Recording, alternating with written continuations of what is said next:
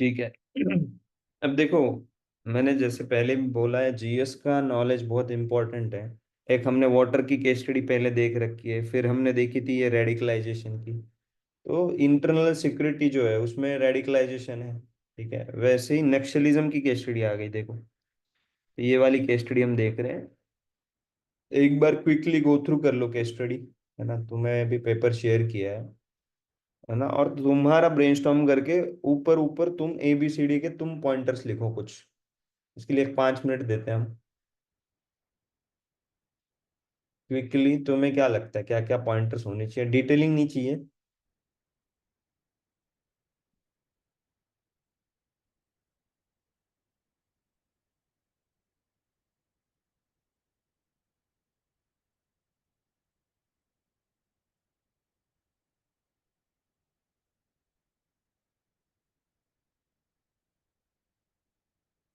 Question 9 I guess.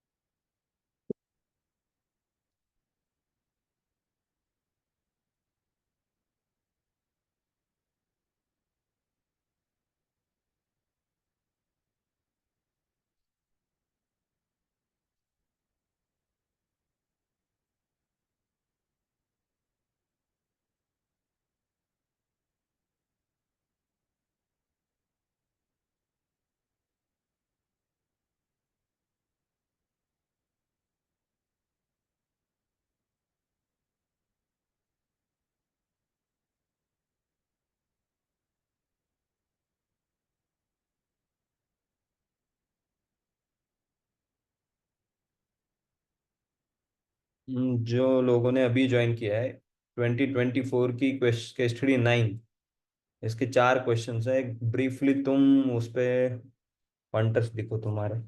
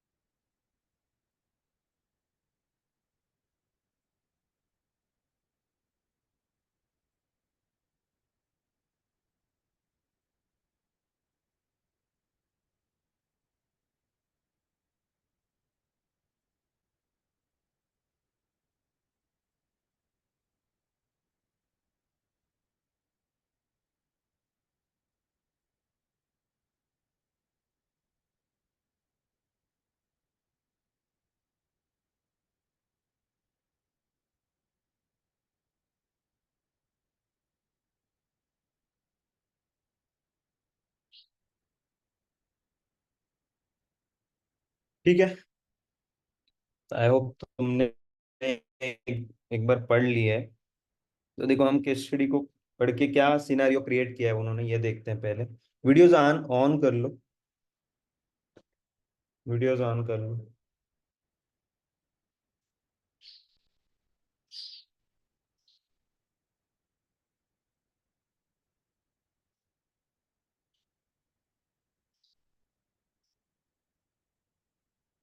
तो देखो पहले तो बैकग्राउंड सेट किया है कि मल्टी प्रोंग स्ट्रेटेजी गवर्नमेंट ले रही है, ठीक है। Naxalite problem has been resolve to a large extent, however there are few pockets in certain states, ठीक है। अब ये तो बैकग्राउंड इंफॉर्मेशन हो गई। रोहित, अब आ गया केस स्टडी का part. Rohit is posted as SP special operations in one of the district which is still affected by naxalite problem. District administration ने काफी lot of developmental works to win hearts and minds of the people. अब यहाँ क्या क्या सीखना है हमें, मैंने पहले भी बोला था कि केस स्टडी से लर्निंग कर सकते हैं हम, है ना। तो मल्टी प्रोंग स्ट्रेटेजी ये कीवर्ड है। ये हमें, ये दूसरे की केस स्टडीज के लिए मैं बता रहा हूँ, इस केस स्टडी के लिए नहीं। दूसरे केस स्टडी के आंसर्स में हमें लिखना है कि भाई मल्टी प्रोंग स्ट्रेटेजी लेंगे, राइट। ये नक्सलिज्म में तो जाएगा ही सीधे। Winning hearts and minds of people, अब ये केस स्टडी में लिख सकते हैं। रायट्स है कहीं पे, ट्राइबल कोई है, ठीक है। फिर क्या दिया है कि over a period of time Rohit has established an excellent intelligence network to get real time. Government अच्छा काम कर रही है, काफी हद तक कम हुआ है। रोहित एसपी स्पेशल ऑपरेशंस है, उसका एक्सीलेंट इंटेलिजेंस नेटवर्क है। To instill confidence in public and have moral ascendancy, a number of cordons and search operations are conducted by police. Rohit himself was leading one of the contingents. Got a message through his intelligence source that about 10 hardcore Naxalites were hiding in a particular village with sophisticated weapons. अब real life scenario है, ठीक है। हम ideal बातें कर सकते हैं, लेकिन सर्च एंड कॉर्डन ऑपरेशन वो करते हैं, उनको पता चला इंटेलिजेंस से कि 10 लोग हैं, ठीक है। about 10 in a particular village with sophisticated weapons, ठीक है। Without wasting any time, Rohit reached the target village with his team and laid out a foolproof cordon, ठीक है। उसने, उसके साइड से सब सेट हो गया कि starting carried out systematic search. During the search his team managed to overpower all the Naxalites. देखो सब इशू सॉल्व हो गए कि 10 लोग हैं वो भी मिल गए, है ना। ओवर पावर भी कर लिया उनको अलॉन्ग विद देयर वेपन्स, तो वेपन्स भी ले लिए, तो अभी तक सब सेफ है, ठीक है। However, in the meantime, more than 500 tribal women surrounded the village and started marching towards the target house. They were shouting and demanding the immediate release of insurgents since they are their protectors and saviors. ठीक है। The situation, अब क्या हुआ है, 500, 500 बहुत बड़ा number होता है, एक तो ट्राइबल वुमेन भी है। अभी नक्सलिज्म की अंडरस्टैंडिंग जीएस का जो मैं बोल रहा था, अगर तुम्हारी अच्छी है तो तुम्हें यह पता होगा कि मल्टी प्रोंग स्ट्रेटेजी में सिक्योरिटी मेजर्स होते हैं, डेवलपमेंटल अप्रोच होती है और पब्लिक परसेप्शन मैनेजमेंट होता है। ये तीन चीजें होती है, राइट। अब वो आ गए, वो बोल रहे कि नहीं नहीं ये इनको छोड़ो, क्योंकि they are their protectors and saviours. The situation on the ground was,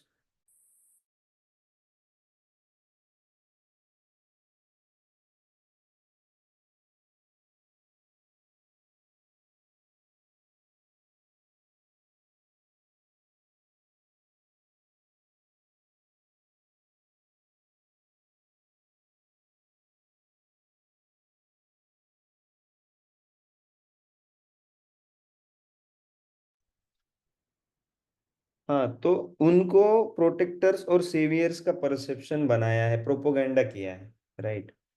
the situation on the ground was becoming very critical as tribal women were extremely agitated.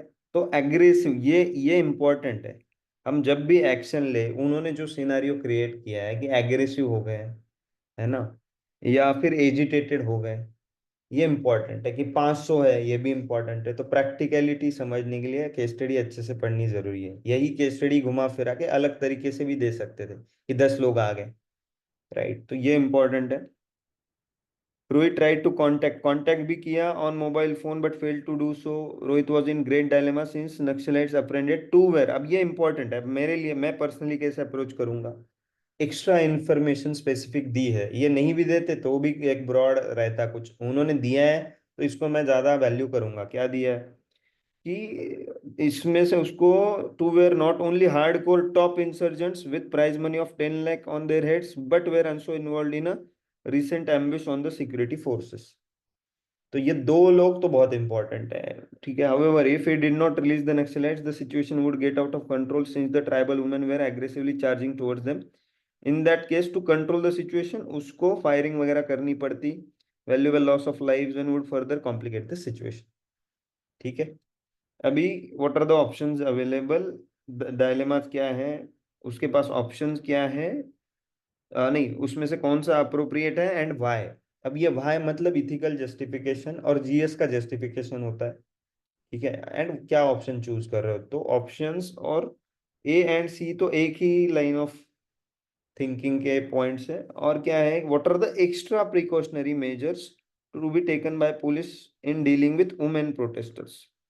अब ये थोड़ा out of the box question आया है, typical जो questions आते हैं ना, options क्या है, इथिकल इश्यूज क्या है, डायलेमास क्या है, वैसे ही ऐसे कुछ ना कुछ क्वेश्चंस आ रहे हैं लास्ट कुछ सालों से, जिसमें तुम वही थिंकिंग में जो पॉइंट्स है वो नहीं लाने हैं, तुम्हें कुछ और अलग सोचना है विच कैन बी डिफिकल्ट। ठीक है,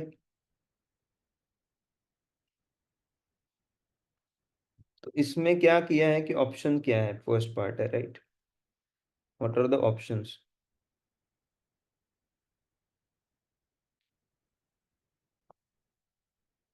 what are the options available. अब इसमें जनरली क्या, हम ऑप्शंस का भी एक स्पेसिफिक वीडियो आएगा जो अभी तक नहीं अपलोड किया है हमने। केस स्टडीज के 3 वीडियोस किए हैं राइट। तो ऑप्शंस में जनरली क्या रहेगा, एक रहेगा ब्लैक एंड व्हाइट, या तो बिल्कुल ही भाई छोड़ ही दो या तो नहीं, पकड़ के ही रखो।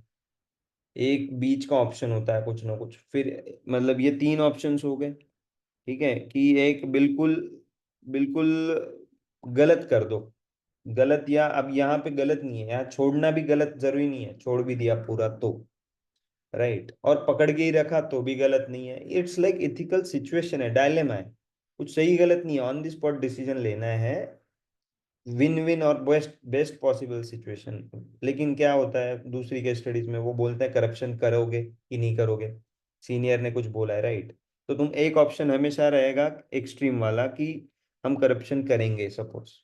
यहाँ पे कौन सा ऑप्शन है कि छोड़ देंगे, रिलीज। एंड इसको भी जस्टिफाई करना मुश्किल नहीं है, क्यों, एग्रेसिव हो गए, पब्लिक परसेप्शन मैनेजमेंट चैलेंजिंग होगा, जो जो हमने बेनिफिट्स लिए हैं अभी तक उनको डेवलपमेंटल वर्क्स देखे वो भी रिवर्स होंगे, है ना। Naxalites will misuse this as pretext to, है ना, फ्यूल द फायर, लोगों को परसेप्शन जो बनाया वो चला जाएगा। ठीक है, तो रिलीज करना भी गलत है ऐसा नहीं है। दूसरा क्या है, तो ये 3 तरीके के होते हैं, एक पहला ये हो गया। दूसरा है कि नहीं भाई पकड़ के ही रखेंगे, जरूरत पड़ी तो हम क्राउड कंट्रोल मेजर्स और वो जो होते हैं कि भाई टीयर गैस कर देंगे, ये कर देंगे, वो कर देंगे, लेकिन वो है क्या तुम्हारे पास, तब होना ही चाहिए मोस्टली क्योंकि स्पेशल ऑपरेशंस की टीम है, तो वो वाले मेजर्स लेंगे बट छोड़ेंगे नहीं, है ना, नॉट रिलीज ऐसे लिख सकते हो। और फिर जस्टिफाई कैसे करोगे, उन 2 क्रिमिनल्स का यूज लोगे तुम कि नहीं बहुत टॉप हार्डकोर है, तो यहाँ पे ये इशू एड्रेस होगा, भले ही पीपल आर, मतलब वो प्रोपोगंडा में है ना, तो प्रोपोगंडा में वो उनका मिसपरसेप्शन है, तो despite that I will have to take strict measures कि नहीं, मेरा काम ही है राइट स्पेशल ऑपरेशंस, तो मैंने पकड़ लिया है, ओवर पावर कर लिया है, I might not get this opportunity again, इतने 2 बड़े लोग हैं राइट, ये 2 ऑप्शंस हो गए। तीसरा ऑप्शन ना बीच वाला होता है, क्या होता है, रिलीज नॉट रिलीज हुआ, फिर तीसरा क्या होगा, सॉफ्ट अप्रोच लेनी है पहले, परसुएड करेंगे, है ना, तो इसमें क्या होगा कि persuade and try to negotiate, है ना, निगोशिएट या try to help them understand, उनको समझाना वुमेन को कि नहीं नहीं देखो ये ऐसा है। और इसमें तुम सपोर्ट किस चीज का लोगे कि विनिंग हार्ट एंड माइंड्स का कुछ किया है तो दे ट्रस्ट, अभी सिचुएशन ऐसे देते कि कोई ट्रस्ट ही नहीं करता तुम्हें वहां पे, वर्सेस तुम्हें ट्रस्ट करते हैं तो सुनते हैं, तो तुम यहाँ क्या बोलोगे, परसुएड एंड निगोशिएट और try to help them realise वगैरह जो भी वर्डिंग। अब परसुएड क्यों लिखा, सिलेबस पॉइंट में वर्ड है ना, एटीट्यूडिनल चेंज, परसुएशन। तो सोशल इन्फ्लुएंस क्या है वहां का, मैं ट्राइबल लीडर कौन है देखूंगा।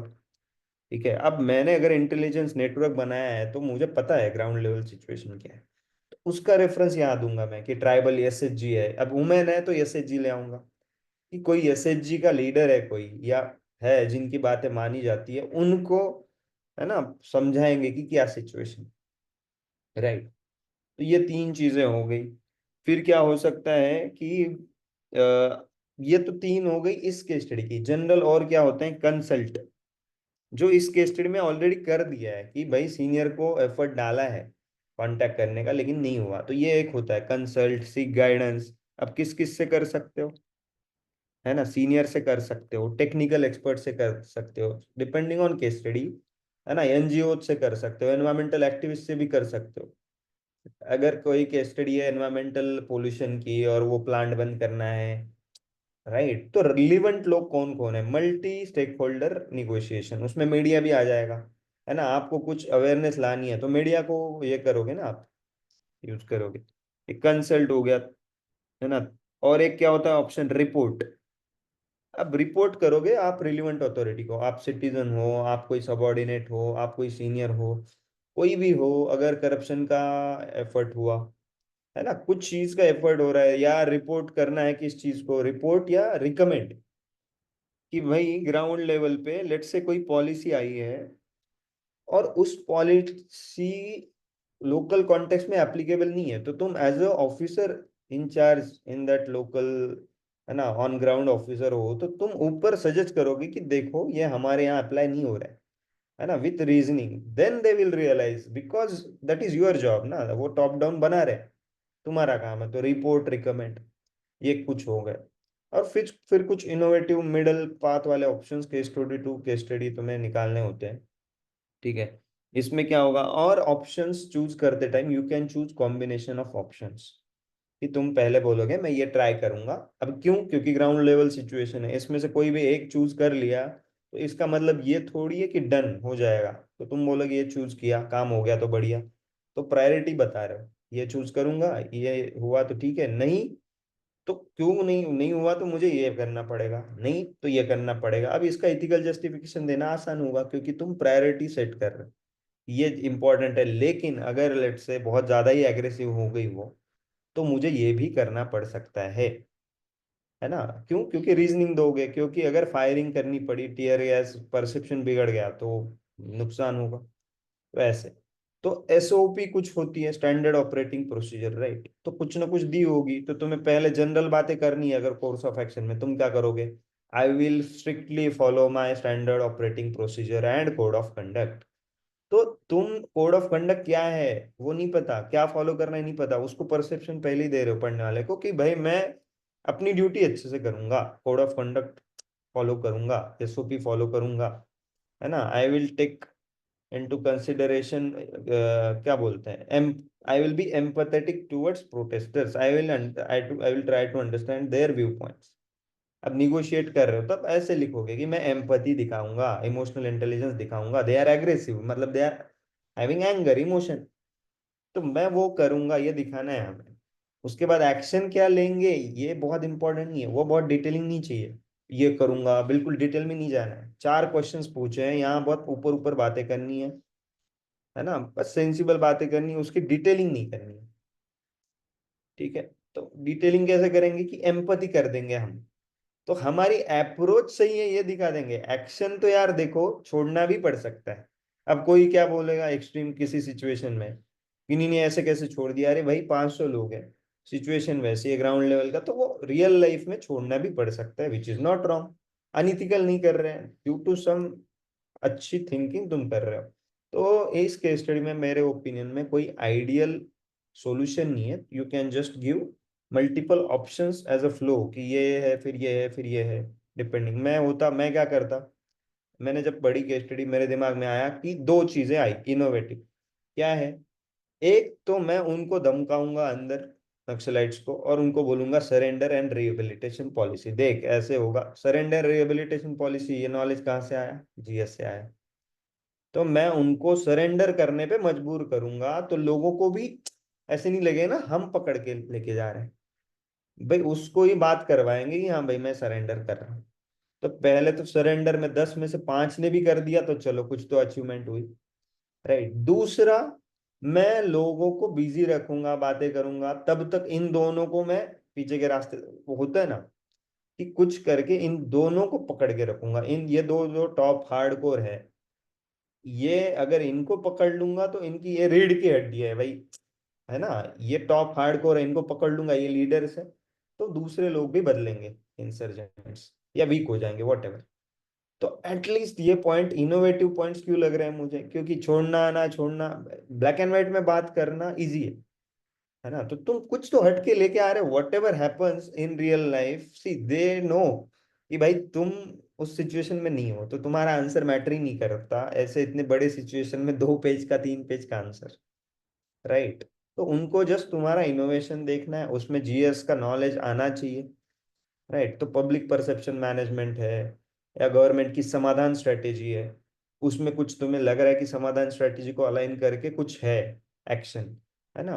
तो वो एक्शन क्या है उसमें, समाधान में अब तुम देखोगे कि नो टॉलरेंस या जीरो टॉलरेंस टू वायलेंस ऐसा कुछ हो, तो वो वाला ले लोगे कि भाई इन्होंने एम्बुश कराया था सिक्योरिटी फोर्सेस पे अभी, है ना, और ये मास्टरमाइंड से इनका हौसला बढ़ जाएगा, वो वाला भी एंगल दे दो कि इनको अगर छोड़ देंगे इनका हौसला बढ़ेगा। कुछ भी रीजनिंग दे सकते हो। राइट। आई होप क्लियर है। तो 3 4 पॉइंट्स लिखने हैं, है ना। तो परस्यूड एंड निगोशिएट करना है with women as well as with Naxalites, क्योंकि अब तुम ओवर पावर हो चुके हो, देखो भाई पकड़ तो लिया है तुम्हें, है ना। तो तुम दोनों साइड परसुएड एंड निगोशिएट करोगे, वुमेन को समझाने की कोशिश, वहां ट्राइबल्स ले आओगे, ठीक है, ट्राइबल लीडर्स, है ना। रिलीज बहुत सिंपल है, रिलीज का रीजनिंग पॉजिटिव वाला देना है, लेकिन निगेटिव में एक सेंटेंस लिख दो, बट ये मौका बार बार नहीं आएगा और ये उनका हौसला बढ़ा देगा, डन। फिर नॉट रिलीज में बता दो कि भाई ये बहुत जरूरी है, पब्लिक इज, मतलब पब्लिक अपने जगह है, लेकिन मुझे प्रोपोर्शनेट फोर्स यूज करनी पड़ेगी, है ना। प्रोपोर्शनेट यूज फोर्स कर, मैं एक्शन लूंगा, क्राउड कंट्रोल मेजर करूंगा, और फिर मैं पब्लिक को बाद में हम समझाएंगे बाद में। अभी तो अभी it is situation on ground, उनको लेके जाना जरूरी है ना। तो पब्लिक को बाद में समझाएंगे, उसके लिए और एग्रेसिव एक्शन लेंगे, डेवलपमेंटल वर्क्स और वो, ये डन हो गया। तीसरा है परसुएड एंड निगोशिएट। अब now what happens, this buys you time. पहले ब्लैक एंड व्हाइट है, रिलीज नॉट रिलीज, तो you are not following what, मतलब एक प्रॉपर फ्लो होना चाहिए ना कोर्स ऑफ एक्शन का। पहले निगोशिएट ही नहीं किया, निगोशिएट करके देखो क्या पता मान जाए, और पहले ही तुमने छोड़ दिया, गलत है। कितना भी एग्रेसिव हो तुम, अगर समझाओ उनका क्या है, सुनो, अंडरस्टैंड देयर व्यू पॉइंट, कि क्यों भाई क्यों छोड़े। अब उन्होंने कुछ बोला कि अब सेवियर से बोला, तो तुम बोलो नहीं ये गलत फहमी, वट एवर तुम परसुएड करोगे। In short, understand their view point then try to persuade. उसमें मिडिल ग्राउंड भी कुछ हो सकता है, ब्लैक एंड व्हाइट नहीं है। मिडिल ग्राउंड कुछ ले आओ कि यार देखो ये 2 लोग हैं, इनको हम नहीं छोड़ सकते, बाकी 8 को छोड़ देंगे, है ना। तो ऐसे कुछ कर सकते हो। उसके बाद भी नहीं माने तो क्राउड कंट्रोल मेजर करेंगे भाई यूज, क्यों? क्योंकि एसओपी में दिया है ऐसा, ऐसा करना ही पड़ता है, तो वो कर देंगे। और मीनवाइल सरेंडर रिहेबिलिटेशन है, और ये है। अब जब बेस्ट ऑप्शन पूछा है ना, इनमें से 2 का कॉम्बिनेशन दे दो, रिलीज वाला तो देना ही नहीं है। रिलीज का मतलब ये हुआ कि you are not emotionally intelligent, you are not able to solve situation on ground, है ना, तुमने भाग भाग लिए। अब वर्स्ट केस रिलीज भी करना पड़ सकता है, लेकिन यहाँ बताने की जरूरत नहीं है ना।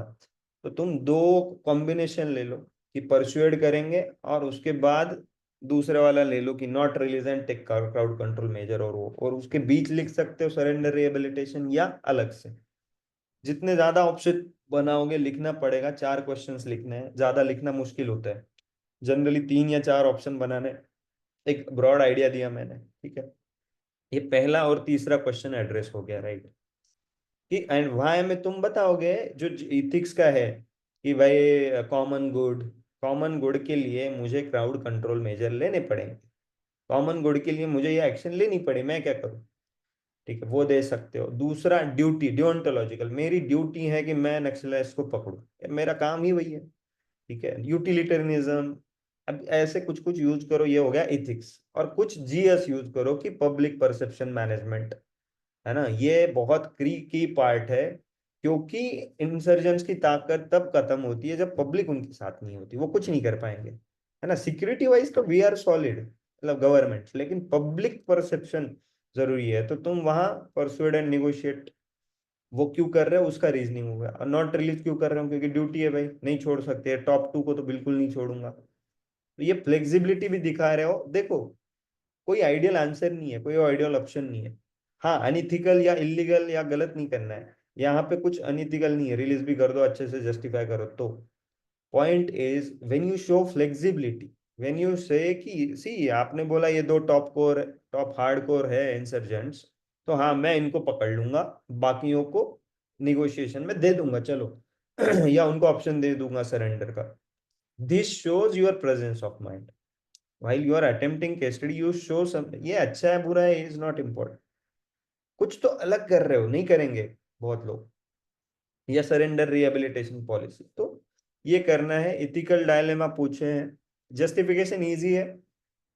जस्टिफिकेशन में ऑप्शंस दो चूज किए हैं कॉम्बिनेशन में, और जस्टिफिकेशन में बोल दो कि soft approach, if it works okay, नहीं तो जीरो टॉलरेंस अप्रोच, ये जस्टिफिकेशन दे सकते हो। कोड ऑफ कंडक्ट, उसके बाद पब्लिक परसेप्शन मैनेजमेंट, उसके बाद कुछ भी, ये जस्टिफिकेशंस हो गए इथिकल थेरीज वाले। इथिकल डायलेमास पूछे हैं शायद, राइट। क्या पूछा हुआ तो, ethical dilemmas being faced by Rohit. Ethical dilemmas क्या है? इथिकल डायलेमास ये है कि अब रिलीज करने से क्या होगा कि पब्लिक परसेप्शन हैम्पर नहीं होगा, राइट। तो दो अच्छी डायलेमास में क्या याद रखना है, दो अच्छी चीजें लिखनी है एक दूसरे के खिलाफ, कि पब्लिक परसेप्शन मैनेजमेंट होगा अच्छे से इफ आई रिलीज, वर्सेस क्या क्या अच्छा मिस हो रहा है कि मैं सिक्योरिटी मेजर, मतलब क्या, ensuring security, following my duty. तो दो ऐसी चीजें रखनी है एक दूसरे के सामने जो अच्छी है। एक चीज अच्छी क्या है, या तो मैं इनको नक्सलाइट्स को पकड़ूं, है ना, rule of law versus populist consideration, हाँ लॉ एंड ऑर्डर बोल दो, सिक्योरिटी बोल दो, what ever, versus populist consideration. या फिर तुम बोलोगे कि भाई एम्पति या ह्यूमन राइट्स ऑफ वुमेन। अब उनपे, अब तुम्हें एक तो क्या है, कॉन्शियंस आ जाएगा कि यार फायरिंग करनी पड़ेगी यार, टीयर गैस। तो कॉन्शियंस वर्सेस कुछ, तो देखो क्या हो रहा है इसमें इथिकल डायलेमा में, यू विल रियलाइज एक या दो ही डायलेमा होते हैं, उनको ही अलग अलग वर्ड्स में घुमा फिरा के लिखना होता है। इथिकल डायलेमा क्या है यहाँ, कि भाई या तो इनकी सुनूं या तो या तो पकड़ू जो मुझे लग रहा है सही है, वर्सेस अब ये आ गए। तो तुम क्या वही घुमा फिरा के short term versus long term ऐसे भी लिख सकते हो, कि शॉर्ट टर्म में उनका मानना सही है, अच्छा है वुमेन का, लेकिन लॉन्ग टर्म में पकड़ना ज्यादा अच्छा है। तो दोनों अच्छी चीज है ना, क्योंकि मतलब उनका परसेप्शन हैम्पर नहीं होगा, उनका ट्रस्ट नहीं हैम्पर होगा वगैरह, क्योंकि उनको मिस इन्फॉर्मेशन है कि they are protectors and saviours, समझ रहे हो। तो उनका वो, उनको लगेगा सरकार अच्छा नहीं कर रही है हमारे साथ ऐसे।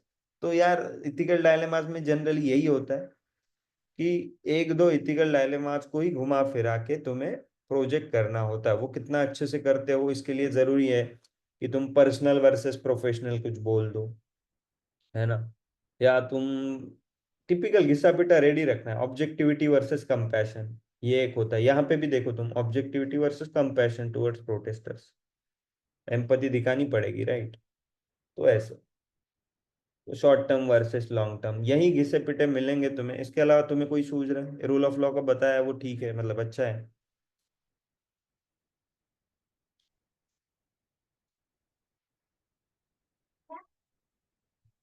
तुम ये भी बोल सकते हो, एक एक मिनट,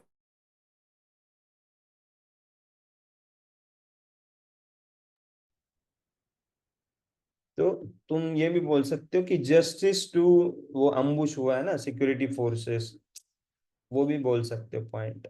तो ये जनरली इथिकल डायलेमास आसान काम है और डिफिकल्ट है eight the same time. Difficult इसलिए है कि आउट ऑफ नोवेयर आपको चार पांच बनाने पड़ सकते हैं, है एक दो ही, उसको ही अलग अलग तरीके से बनाना पड़ता है। तो यहाँ तीन भी बनाओ बहुत है, क्योंकि चार क्वेश्चंस, ठीक है। तो we have enough things to write, बहुत लिखना है तो तीन ही बनाओ चलेगा। ठीक है, इसमें कोई डाउट है अभी तक, कोई डाउट है? हाँ, security of police versus rights of people, वही मतलब। तो ये professional duty versus human rights, yes, सही है। अब इसको इलेबरेट करना पड़ेगा। देखो ह्यूमन राइट्स क्यों, क्योंकि प्रोटेस्टर्स के कुछ ह्यूमन राइट्स हैं ऐसा। तो इन शॉर्ट हम क्या कर रहे हैं पता है, अब ह्यूमन राइट्स में ही कंपैशन, मतलब ह्यूमन राइट्स हम क्या कर रहे हैं ना, एक ही चीज को अलग अलग वर्ड्स में लिख रहे हैं बस, और कुछ नहीं है। तो तुम ऐसा तो तुम 10 टाइप से कर सकते हो, तो उसका कुछ मतलब नहीं है, उसमें से ही दो तीन चूज करो, डन करो।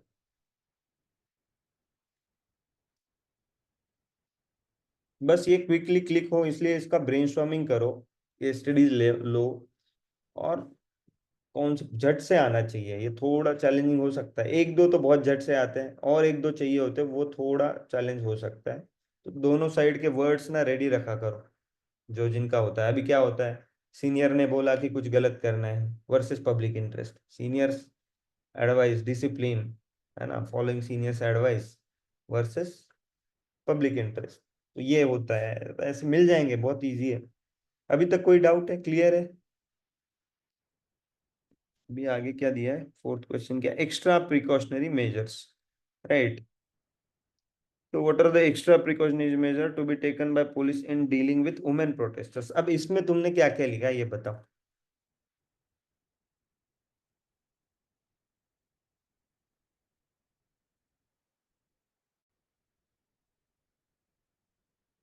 क्या लिखा है इसमें?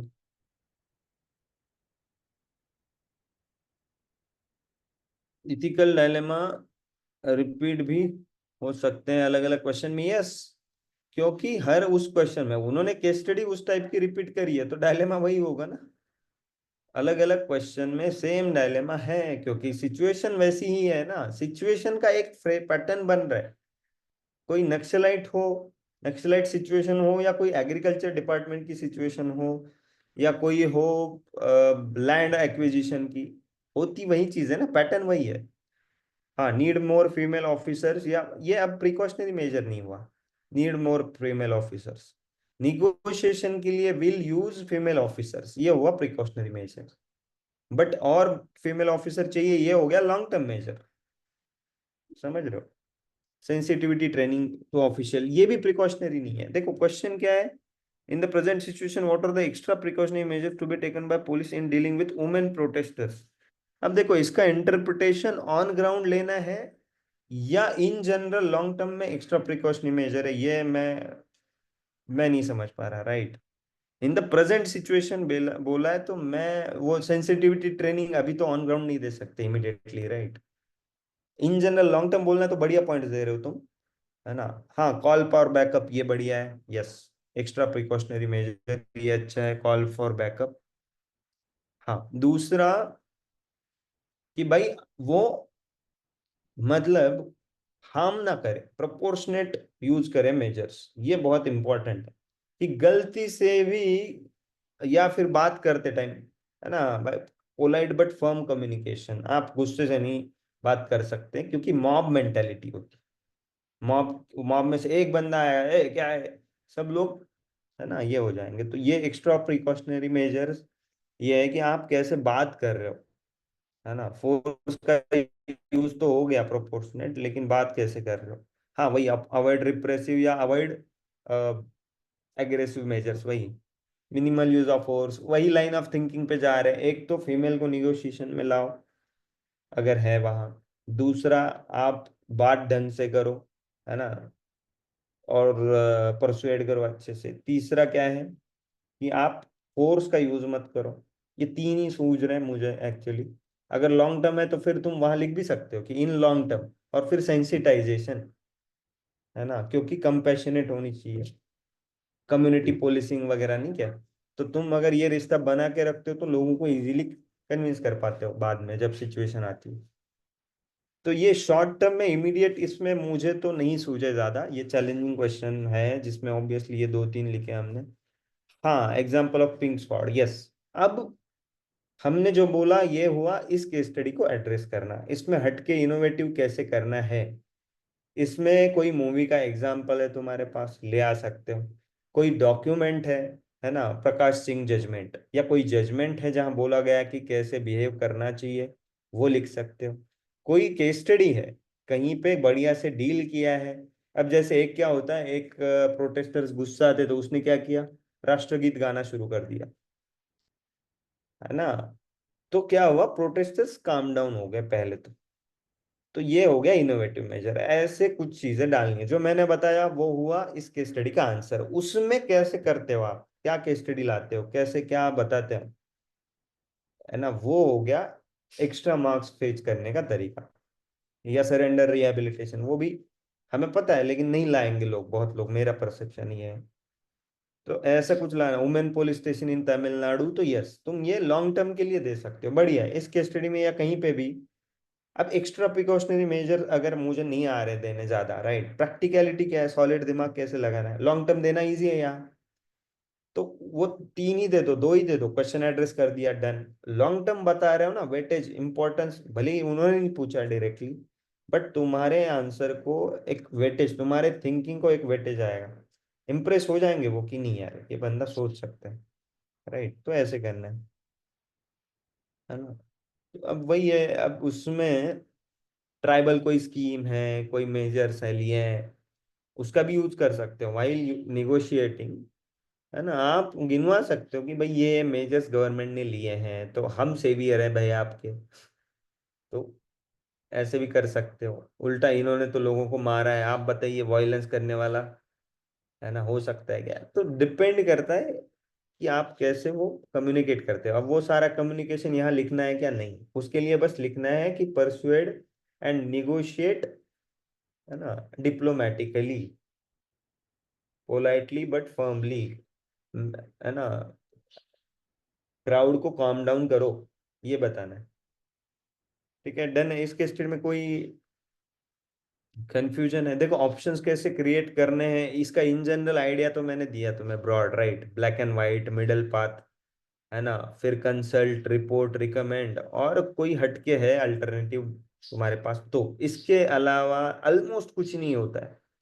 ऑप्शंस क्रिएट करने का तरीका यही होता है। अब इसको लिखने के तरीके बदल सकते हैं, है ना, कि बस रिलीज द नक्सलाइट्स लिख रहे हो, या इसको ही कैसे लिख रहे हो थोड़ा इलेबरेट करके, ताकि वो ऑप्शन भी बिलीवेबल लगे, कि वो पढ़ के लगे हाँ there is some sense to it, कि release the prisoners to ensure public perception management, या फिर टू एंश्योर दैट गुडविल, है ना, रिमेन्स, है ना, ऐसे कुछ लिखना है। तो अभी वुमेन ही आई है, वुमेन के साथ कुछ हो जाए तो क्या होगा, पूरा गांव आ जाएगा,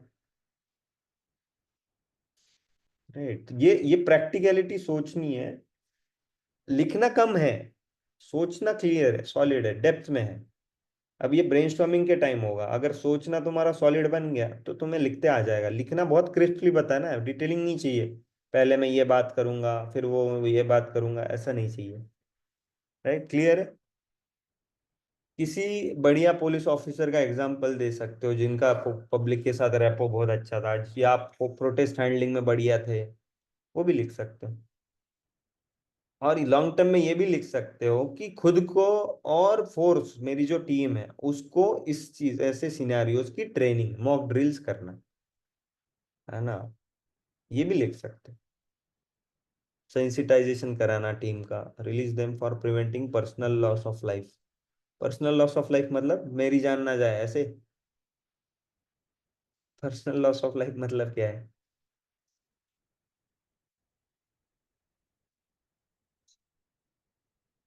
ओपी चौधरी, यस, उनका प्रोटेस्ट के रिलेटेड नहीं है, इन जनरल है। If the mob gets violent, yes. अब देखो याद रखो कि तुम्हें खुद की जान बचाना इंपॉर्टेंट है क्या, है, लेकिन तुम इसको प्रेजेंट कैसे करोगे कि भाई मेरे टीम में किसी का जान, किसी की जान नहीं, जाए, मेरी जान की बात मत करो, है ना, मैं तो भाई जान देने को तैयार हूँ। हाँ ये है कि भाई मॉब गेट्स वायलेंट वगैरह, तो तुम हमारे प्रोपोर्शनेट मेजर्स में ही हम दे रहे हैं ना, ऑप्शन 1 2 3 ऐसे करेंगे। और उस लेवल तक जाओगे कि मत कि ऑप्शन मतलब मॉब वायलेंट ही हो गया, तो तुम स्किलफुली दिखा रहे हो, डिटेल में नहीं दे रहे हो। और लिखना भी है तो तुम बोलोगे मेरी टीम के लिए जान बचे तो लाखों पाए, ऐसा है ना कि बाद में पकड़ लेंगे भाई। अभी मैं मेरी टीम के प्रति भी मैं कितना ये हूँ, ये भी है ना, और सच में होना पड़ता है। तुम्हें तुम्हारे टीम का ख्याल नहीं रख पाए तुम, आज तुम्हारे टीम में कोई मर गया, कल तुम्हारी टीम उतना कॉन्फिडेंस ही नहीं दिखाई कि तुम पे, या ऐसे सिचुएशंस में। तो ये भी है जरूरी, यस। तो these are the, see what we are doing is, in our thinking we are addressing concerns of stakeholders, different stakeholders. It's just that we are not prioritising our concerns. हम भी safe रहे, ये भी concern है, yes. Rational concern है, government के angle से भी कंसर्न है। गवर्नमेंट बोलेगी यार तुम मर गए तो क्या करेंगे, अच्छे ऑफिसर चाहिए ना, yes, that is valid, but हम उसको पोर्ट्रे नहीं करेंगे ऊपर, ठीक है। अब इसको हम ये अभी ब्रेनस्टॉर्म कर रहे हैं, राइट। कुछ सेशन बाद या प्रीलिम्स के बाद हम इसको लिखना कैसे, इस पे भी ज्यादा काम करेंगे, इसको स्पेसिफिक सेंटेंसेस भी देंगे, है ना। अभी तो सोचना कैसे है कि हाँ क्या क्या डायरेक्शन में सोचा जा सकता है, ठीक है। आई होप क्लियर है। और बताओ इसमें कुछ है डाउट।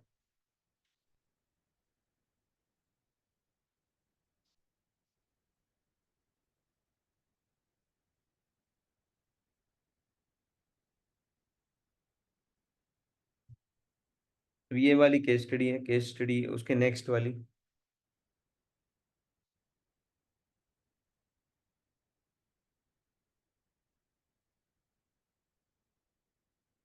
इसको अगेन, अब देखो इसमें एक चीज इंपॉर्टेंट है जो मैंने लास्ट टाइम बताई है, जो इसके पहले की केस स्टडी थी, वीडियोस ऑन कर लो, सब लोग कर लो, तो मुझे एटलीस्ट समझ में आता है ना क्या है। मैं नहीं तो एक स्क्रीन को देख के बात कर रहा हूँ, ऐसे होता है वो।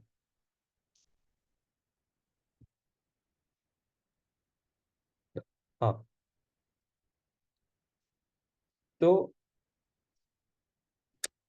पिछली केस स्टडी में जो हमने बात नहीं करी, लेकिन इम्पोर्टेंट, देखो बड़ी बड़ी बातें करना आसान है, ये कर लेंगे, ये सोच लेंगे, वो सोच लेंगे, हमें केस स्टडी इतने कम टाइम में पढ़ के समझनी है और फिर 4 क्वेश्चन का आंसर देना है। तो मैंने जैसे बात करी practicality of case study, ground level situation पे क्या है, बड़ी बड़ी बातें करना आसान है, नहीं छोड़ेंगे, लेकिन एग्रेसिव है क्राउड, वो भी कंसिडरेशन में लेना है, 500 लोग है, राइट। वैसे ही प्रैक्टिकलिटी है तुम्हारी एग्जाम की, 15 मिनट में what you can do under pressure, और व्हाट एनीबडी कैन डू। तो दैट्स व्हाई ब्रेनस्टॉर्मिंग में we can think as much as we want, उसमें बेस्ट क्या है वो उठाना, क्वेश्चन को एड्रेस करना, जस्ट इनफ एड्रेस करना, दैट्स इट, ये नीडेड।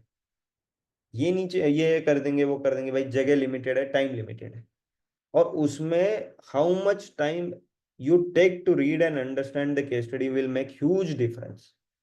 अभी हम वो हिडन चीज है, हम ये नहीं पूछते ना भाई चल तूने कितना टाइम लिया, कितना टाइम लिया, देखते भी नहीं, हम खुद भी नहीं देखते। तो इस पे काम करो, पढ़ के जल्दी समझना इज ह्यूज इंप्रूवमेंट। कितने जल्दी पढ़ लेते हो, कितने जल्दी समझ लेते हो, तो सबको अलग टाइम लगता है, और इसकी बात कोई नहीं करता है। बात किसकी करते हैं, ऑन पेपर क्या दिख रहा है भाई, ऑन पेपर क्या दिख रहा है, वो इम्प्रूव कब होगा, जब जल्दी पढ़ के जल्दी समझ आएगा, राइट। तो इस पे काम करो, तुम बस पढ़ के जल्दी समझ रहे हो ना केस स्टडी, तुम 90% लोगों से आगे जा रहे हो, 100%। क्यों? क्योंकि केस इथिक्स टाइम मैनेजमेंट का पेपर है, बहुत डिफिकल्ट है, 5वां पेपर होता है, पहले वाट लगी होती है हाथ की दिमाग की, टाइम नहीं मिलता है रिवीजन के लिए। पहले दिन GS 1 2 हो गया, आगे थोड़ा सा रिवाइज किया, अगले दिन 2 घंटे मिले, तुम्हारा कंटेंट तुम चाहते हो उससे थोड़ा लिमिट हो सकता है। पूरा दिन मिल जाए पहले वर्सेस कम टाइम मिले, प्लस लिखना है दूसरा, तो दिमाग यूज हो रहा है, फिर लिख रहे हो इथिक्स का पेपर, उसमें बड़ी बड़ी case study. So being focused and reading case study carefully, understanding it properly in the first instance itself, ये इंपॉर्टेंट है भाई। रोहित क्या करेगा और क्या होगा छोड़ भी दोगे चलेगा, दिक्कत वो नहीं है, कितने जल्दी पढ़ते हो, कितने जल्दी तुम थॉट प्रोसेस लाते हो कि क्या करना चाहिए, राइट। तो इस केस स्टडी में जो पहले देखी हमने, उसमें इथिकल अनइथिकल ये था कि इथिकल डायलेमा था, कुछ अच्छा करने में कोई दिक्कत थी, ये नहीं था कि कोई करप्शन कर रहा है ना। नक्सलाइट, अब ये भी केस स्टडी हो सकती थी कि भाई 10 लोगों को पकड़ा है, तो एक नक्सलाइट ने बोला भाई हमें छोड़ दे, तुझे 1 करोड़ रुपए देते, है ना, और तू तुझे कोई कुछ नहीं करेगा, है ना। बहुत वो बहुत डरावना माहौल है, 3 ऑफिसर मर चुके हैं इसके पहले। तो वो उन तुमने तो पकड़ लिया, अब वो बोल रहे हैं भाई तू छोड़ दे, पैसा भी देंगे और तू मरेगा नहीं, प्रोटेक्शन भी देंगे हम तुझे। अब तुम बोलोगे भाई भाई अच्छे आइडिया है, राइट। या वो धमकी देंगे कि तू अब अगर हमें पकड़ लेगा, देख पहले 3 लोगों का क्या हाल हुआ है, मर गए वो, तो हमारे आदमी ना जो साथ वाले पक्का मारेंगे तुझे। अब इथिकल अनइथिकल पे आ गया अलग वाला, क्या सही है क्या गलत है, राइट। तो केस स्टडी है, वो कैसे बनती है उसके हिसाब से तुम्हें अप्रोच करना है। उसके लिए पढ़ के समझना बहुत इंपॉर्टेंट है, मैं यही बात रिपीट करूंगा। क्योंकि ऑप्शंस क्रिएट करना मैंने बता दिए ना, हर जगह तुम देखोगे मोर और लेस यही ऑप्शंस मिलेंगे तुम्हें। ठीक है, नेक्स्ट नेक्स्ट केस स्टडी ये देखते हैं।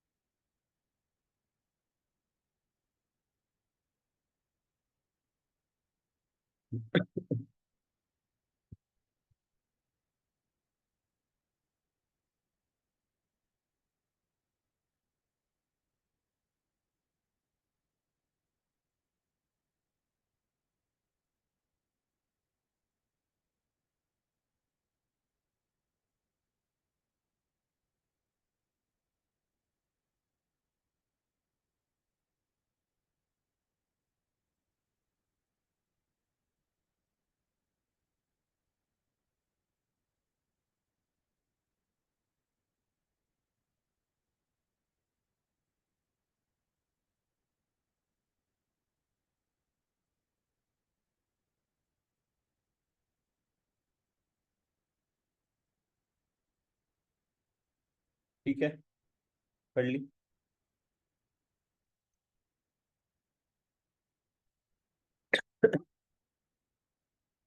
तो ये पढ़ने या सोचने तुम्हें इसीलिए बोला जा रहा है कि तुम्हारा पढ़ के कितने देर में होता है या कैसे सोचते हो तुम। ये नहीं तो बस मैं पढ़ के या मैं सीधा आंसर बता दूं, तो वो सही नहीं है। तुम्हें भी ये करना है, तो कैसे कर रहे हो, या तुम कहाँ अटक रहे हो, क्या सोच रहा है, ये ऑब्जर्व कर पाओगे। ठीक है, अब यहाँ इस केस स्टडी में, केस स्टडी तो छोटी ही दी है, प्लस यहाँ पे क्वेश्चन में 3 चीजें दी है। उसमें ऑप्शंस नहीं पूछे हैं, सीधा पूछा है कि what should be Sneha's course of action, और दूसरा है कि how would she justify what she chooses to do. तो इथिकल जस्टिफिकेशन देना है, कोर्स ऑफ एक्शन देना है, और जस्टिफिकेशन देना है। ठीक है, और medical ethics compromise with vested personal interest कैसे हो सकता है या होता है, हो रहा है, कैसे देंगे, पूछा है। ठीक है, अभी क्या है यहाँ कि स्नेहा ये सीनियर मैनेजर है, ठीक है, working for a big reputed, reputation भी है। ठीक है, she has been made in charge of new super speciality centre that the hospital is building with the state of art equipment world class. सब बढ़िया चल रहा है ना, स्नेहा की पोजीशन भी बढ़िया है। Building has been reconstructed and she is starting the process of procurement for various equipment and machines. ठीक है, अब प्रोक्यूरमेंट करनी इक्विपमेंट मशीन्स की एज द हेड ऑफ, अब केस स्टडी चालू हो रही है। अभी बस बैकग्राउंड सेट किया, तो ये क्विकली पढ़ना चाहिए। While being alert to hints, hints क्या है, रेप्यूटेड है, तो तुम आगे आर्गुमेंट की तरह यूज कर सकते हो। देखो रेपुटेशन खराब हो जाएगी, इतनी बड़ी रेपुटेशन की टार्निश हो जाएगी इमेज, राइट। तो तुम्हें अलर्ट रहनी है ऐसी हिंट्स को। ठीक है, as the head of committee responsible for procurement, अब तुम कोई लीडर हो या कोई पोजीशन में हो जो पावर की पोजीशन है, अब क्या करते हो ये चेक हो रहा है। She has invited bids from all the interested reputed vendors dealing in medical equipment, है ना। ये बिडिंग का कॉन्ट्रैक्ट्स, टेंडर्स वो देने के लिए इन जनरल ऐसे जब भी आएगी, यही पैटर्न फॉलो करना है। तो तुम ये कर लो, कि ये पैटर्न हो गया, ऐसे केस स्टडीज मिलेंगी। और कि भाई तुम्हें दे देता हूँ कॉन्ट्रैक्ट अगर तुम हमें कुछ दोगे, है ना, ऐसे आएगा। या क्या आएगा कि तुम्हारा भाई, तुम्हारे दोस्त का बेटा है, तुम इंटरव्यू पैनल में हो, दोस्त का बेटा इंटरव्यू दे रहा है। फेवरेटिज्म, नेपोटिज्म, ये है in short conflict of interest की केस स्टडी। ठीक है, कॉन्फ्लिक्ट क्या है कि as a position she can help her brother, और पर्सनल गेन में, है ना, एक्शन ली जा सकती है। तो ये कॉन्फ्लिक्ट ऑफ इंटरेस्ट हुआ, potential conflict of interest. Has also, she notices that her brother, who is well known supplier in this domain, has also sent his expression of interest. Since the hospital is privately owned, है ना, it is not mandatory for her to select only the lower bidder. हाँ, तो privately owned है तो ऐसा, government में क्या है, लोएस्ट को देते हैं, तो ये बोल रहे हैं लोअर की जरूरत नहीं है। क्योंकि पैसा एक चीज है, क्वालिटी, मेंटेनेंस, आप क्या सर्विस दे रहे हो, है ना, आपका रेपुटेशन क्या है, there are so many things which can be taken into consideration to choose the vendor या bidder, right? Also she is aware that her brother's company has been facing, अब ये ऐसी सिचुएशन दे देते हैं कि देखो फैमिली में बुरा हाल है ना, फिर है क्या है, तो ये दिस इज टेम्पटेशन, है ना, वो ट्रैप है, वो ट्रैप को भी डील करना है, मतलब एड्रेस करना है केस स्टडी में। उस ट्रैप में तो फंसता नहीं है कोई, बस वो केस उसको एड्रेस करना है कि कैसे, मैं बताता हूँ मैं कैसे करूंगा। Facing some financial difficulties and big supply order will help him recover. At the same time, allocating the contract to her brother might face charges of favoritism. ये डायलेमा आ गया, राइट, ये करेंगे तो ये दिक्कत है, ये करेंगे तो ये दिक्कत है। And tarnish her image, the hospital management trusts her fully and would support any decision of hers. तो इन जनरल उसको ट्रस्ट क्यों किया जा रहा है कि हाँ भाई ये जो करेगी वो इंस्टीट्यूट के और मेडिकल इथिक्स के फेवर में करेगी, ऐसे माना जा रहा है, राइट। अब कॉन्फ्लिक्ट ऑफ इंटरेस्ट के क्वेश्चन के लिए अगर तुमने सॉल्यूशन प्रिपेयर किया ना, वही यहाँ का कोर्स ऑफ एक्शन है कि क्या क्या कर सकते हैं। रिक्यूज हर सेल्फ, है ना, खुद को रिक्यूज कर लेना, या फिर क्लियर सेट ऑफ गाइडलाइंस होनी चाहिए, राइट। तो यहाँ पे क्लियर ये होना चाहिए, क्राइटेरिया, मेथड्स, है ना, पैरामीटर्स होने चाहिए क्लियर। क्लियर पैरामीटर्स होंगे तो क्या होगा, कोई इस फेवरेटिज्म का चार्ज लगा ही नहीं सकता। तुम दोगे इस पैरामीटर में ये है, इसमें ये है। हाँ, डिस्क्लोज करना है, सबसे पहले तो आता है डिस्क्लोज करना है, फिर रिक्यूज करना। अब यहाँ कोर्स ऑफ एक्शन पूछा, ऑप्शंस पूछे होते तो हम कुछ दे सकते थे। रिक्यूजल शुड बी कि इसमें मेरे ओपिनियन में रिक्यूजल सबसे पहले देना चाहिए या लास्ट में देना चाहिए।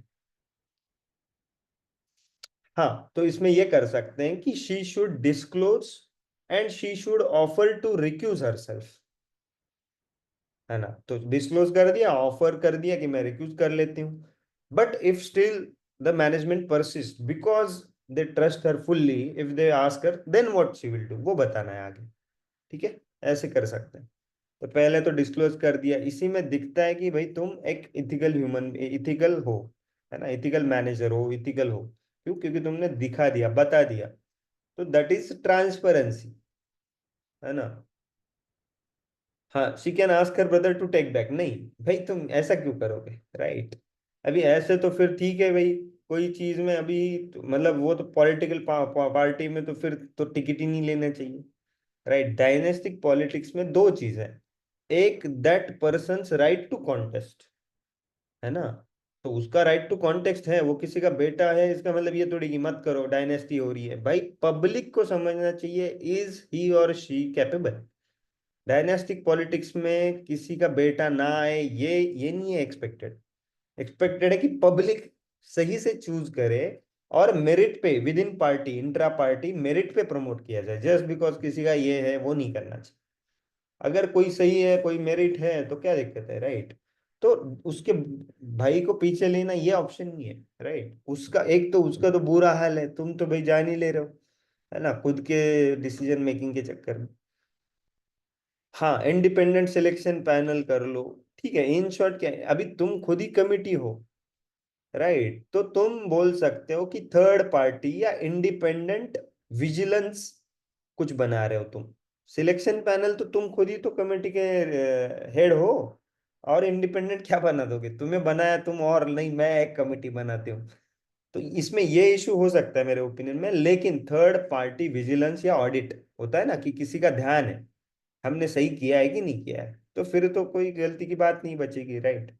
तो पहला है disclose and offer to recuse. दूसरा है clear set of guidelines and parameters. तीसरा है, अब तुम ये दे सकते हो कि ये थर्ड पार्टी ऑडिट और ओवरव्यू, रिव्यू, विजिलेंस वो दे सकते हो।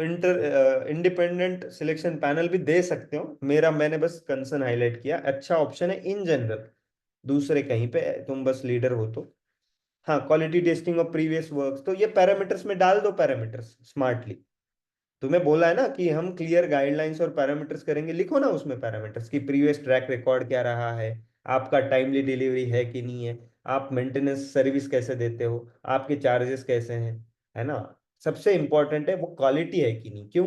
मेडिकल इथिक्स भाई, जनता जो भी मेडिकल पेशेंट आएंगे उनके साथ दो पैसे मेरे एक्स्ट्रा चले जाए, लेकिन क्वालिटी को कभी कॉम्प्रोमाइज नहीं करेंगे। लोएस्ट बिडर जरूरी नहीं है, यहाँ लोअर बिडर क्यों नहीं बोला है उन्होंने? क्योंकि ज्यादा पैसे भी देना चल रहा है उनको, विथ क्वालिटी विथ सर्विस, तभी उसी से तो मेडिकल इथिक्स इंश्योर होगा। तो तुम ये लिख दोगे कि क्या क्राइटेरियाज होंगे, क्या पैरामीटर्स होंगे तुम्हारे। अब ये तुम्हें ऑन द स्पॉट तुम्हें सोचना, तो उसमें उन सब में अगर तुम्हारा भाई आ रहा है तो चूज करोगे। और सबसे इंपॉर्टेंट क्या है, you will give reasoning of your decision, है ना। आप रीजनिंग दोगे कि क्यों मैंने किसको प्रायोरिटाइज किया। तो ये रीजनिंग में ना कि बस मतलब मैं किसको, स्टेक होल्डर कौन है, जनता नेसेसरीली स्टेक होल्डर नहीं है यहाँ पे। स्टेक होल्डर है जो बाकी के बिडर्स है ना। और तुम्हारी सीनियर मैनेजमेंट तुम्हें बनाया है और बिडर्स है, तो उनको दे देंगे, मैनेजमेंट को दे देंगे कि ये है, ऐसा है, और मैंने तो ये चूज किया as the head of committee responsible for procurement. हाँ, मैंने ये किया है, मेरे ऊपर कोई होगा अप्रूवल लेने के लिए, या मैं अप्रूवल लूंगी मेरे ये डिसीजन का।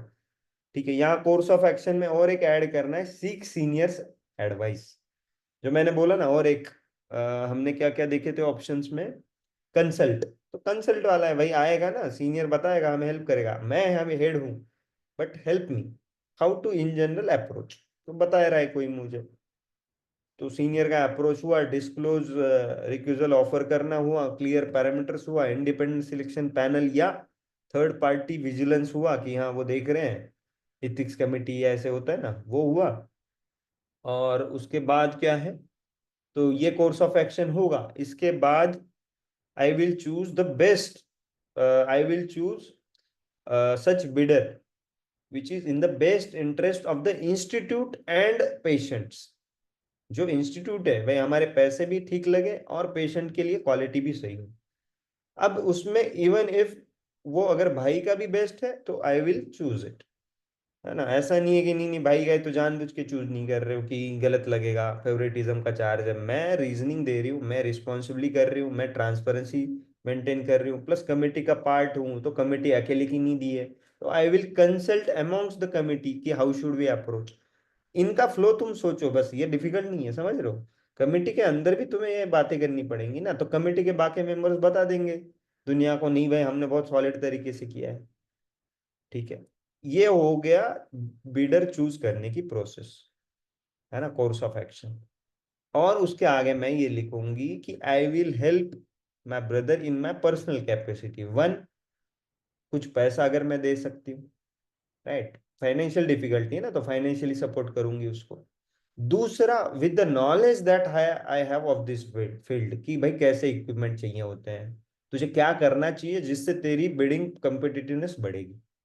तो ये मैं पर्सनल कैपेसिटी में हेल्प करूंगी, तो कॉम्पिटिटिवनेस बढ़ रही है विद क्वालिटी, ऑब्वियसली क्वालिटी, पैसा जो भी है, इनसाइट्स माय, आई हैव, मतलब I have been working in this field, that's why I am senior manager, है ना। इतना बड़ा डिसीजन तो मेरा नॉलेज, मेरी एक्सपर्टीज, मेरे इनसाइट्स मैं मेरे भाई को दूंगा ताकि उसकी हेल्प हो। I am not doing unethical thing, right.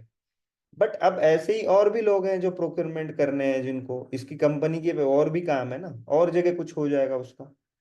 तो फाइनेंशियली सपोर्ट कर दिया, प्लस मेरे नॉलेज से सपोर्ट कर दिया, ये दो चीजें आ गई, तो दोनों सारे कंसर्न्स एड्रेस हो गए कि तुम उस पोजीशन में हो, तुम पे कुछ लांछन भी नहीं लग रहा, तुमने एड्रेस कर दिया, तुम्हारे इंस्टीट्यूट के लिए बेस्ट कर दिया, मेडिकल इथिक्स पेशेंट के लिए बेस्ट कर दिया, भाई के लिए बेस्ट कर दिया, जो हो सके, विन विन विन। सारे स्टेक होल्डर ब्रॉडली एड्रेस हो गए, जनता बस इस सेंस में स्टेक होल्डर है कि इक्विपमेंट शुड बी क्वालिटी, है ना, प्रोक्योरमेंट के time. Even if this had been government भी होता यहाँ, तो क्वालिटी इक्विपमेंट ये इंपॉर्टेंट है। वो क्या करते हैं, एक बिडर है, उसके फॉल्टी इक्विपमेंट्स है, लेकिन वो बहुत अच्छा ये दे रहा है, क्या बोलते हैं, ब्राइब, तो क्या करोगे? तो ऑब्वियस है, वहां तो बहुत क्लियर है, राइट। तो इन शॉर्ट वो कुछ ना कुछ पर्सनल फियर और फेवर हो गया, ये फेवर है। फेवर किसको हो रहा है? भाई को, फेवरिटिज्म, राइट। समझ रहे हो? मैंने जो बोला था ना पिछले केस स्टडी में, वो फियर था, कौन सा? 3 ऑफिसर मर चुके हैं, तो अगर हमें पकड़ेगा तो वो फियर है। तो इरिस्पेक्टिव ऑफ फियर और फेवर, डू यू, है ना, इंश्योर कि upright, are you taking righteous actions? तो ये मेजर्स लेने, क्लियर है? अब क्या है, how would she justify what she chooses to do? तो उसमें क्या है, ऑब्जेक्टिविटी है, मेरिटोरियस सिलेक्शन है, इम्पार्शियलिटी है। उसके बाद क्या है, फैमिली ड्यूटी, फैमिली जस्टिफाई कैसे करेंगे भाई, फैमिली रिस्पॉन्सिबिलिटी भी इंश्योर कर रही हो उसके लास्ट एक्शन से, है ना। फिर क्या है कि मेडिकल इथिक्स भी लिख दो, क्योंकि मेडिकल इथिक्स को अपहोल्ड कर रही है ना। तो ड्यूटी एज अ लीडर, डिओन्टोलॉजी, वो भी लिख सकते हो। तो इसमें सब इथिक्स आएगा, कैसे जस्टिफाई कर रहे हो। इसके लिए एक काम करो, जब भी कोई सिलेक्शन करना है, कॉन्ट्रैक्ट देना है, टेंडर देना है, या ऐसे पोजीशन में तुम हो, तो what should B ethical guidelines that one should follow, ये उठा लो और ये चिपका दो। वो चिपका देगी, ये सब फॉलो कर रहे हैं तो डन। तो ऐसी केस स्टडीज का तुम्हारा इशू सॉल्व हो जाएगा। Level playing field, free and fair selection कर रहे हो, ट्रांसपेरेंट एक्शन है, क्योंकि मैंने वो दिखा दिया सब मैं जो कर रही हूँ।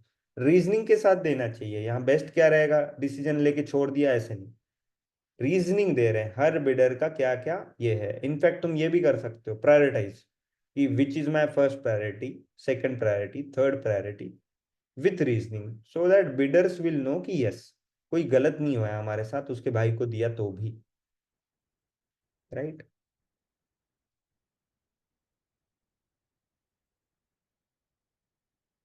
इन this case how is medical ethics compromise with vested personal interest? हाँ, तो कुछ नहीं है, बहुत क्रिस्प है कि मेडिकल इथिक्स कैसे कॉम्प्रोमाइज हो रहा है।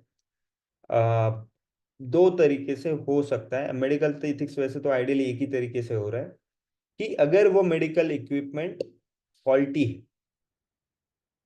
है ना, अगर वो मेडिकल इक्विपमेंट क्वालिटी नहीं है जो चाहिए टू इंश्योर पेशेंट का वेलबींग, पेशेंट की केयर, राइट टू हेल्थ। अब यहाँ कैसे लाना है, right to health, health related जो जो ला सकते हो ना ले आओ, है ना।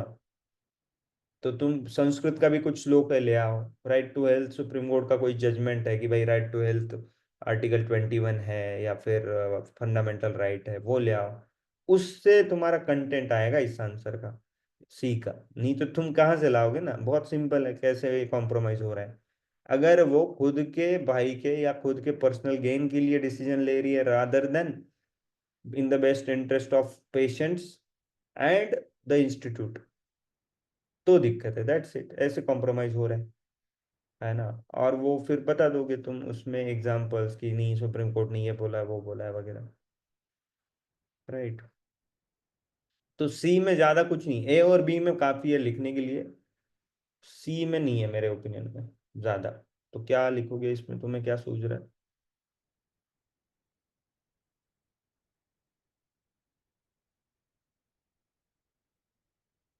अब loss of trust in management, हाँ नहीं, तो ये तो इम्प्लीकेशन हो जाएगा कि रिपुटेशन चली गई। यहाँ क्या पूछा है बस, यहाँ पूछा है कि how is medical ethics compromised with vested personal interest.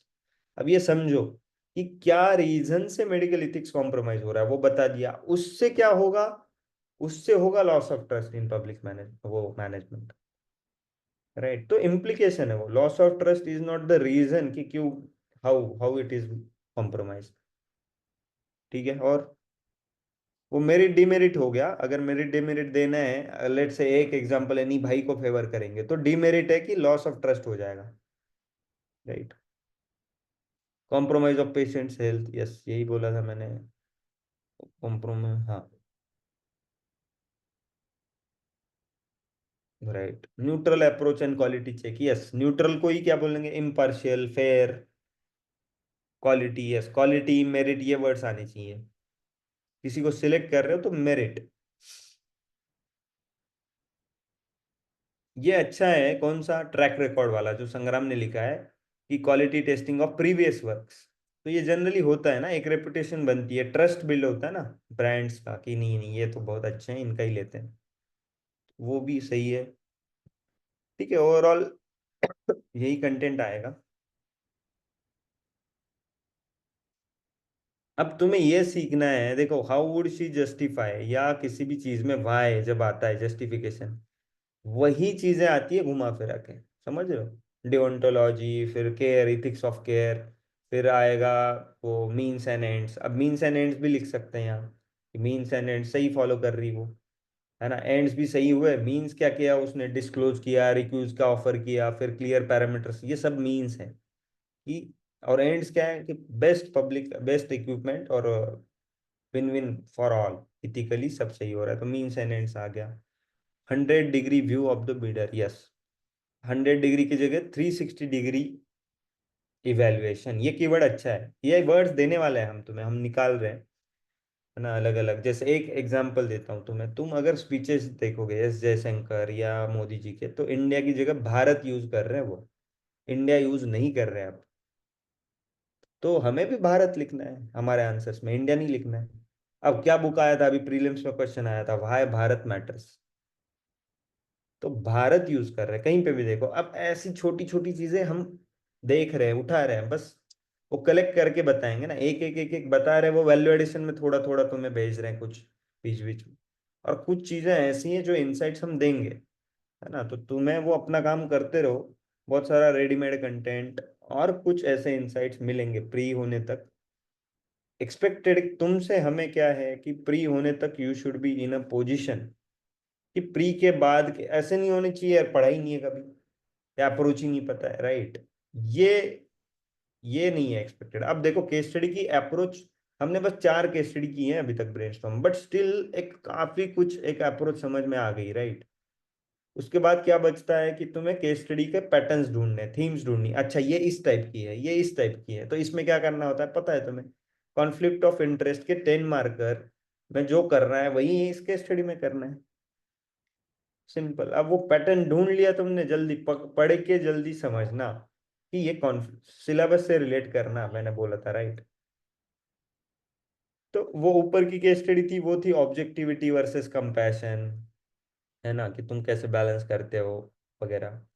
Work culture, कि भाई पुलिस है तो उनका वर्क कल्चर कैसा रहता है जनरली, कि पब्लिक के प्रति एम्पति नहीं होती ना, तो वर्क कल्चर ये कीवर्ड ला सकते हो तुम लॉन्ग टर्म में ऐसे। तो ये सिलेबस पॉइंट का हुआ। इमोशनल इंटेलिजेंस मैंने बताया था, एग्रेसिव और वायलेंट हो सकती है जनता, इमोशंस है। यहाँ पे क्या है, यहाँ पे कॉन्फ्लिक्ट ऑफ इंटरेस्ट है, पुअर, फ्यूअर, बस उतना ही है ये स्टडी, बस कॉन्फ्लिक्ट ऑफ इंटरेस्ट की है ये, ठीक है। क्लियर है, अभी तक कोई डाउट्स है इसमें दादा अगेन? एक।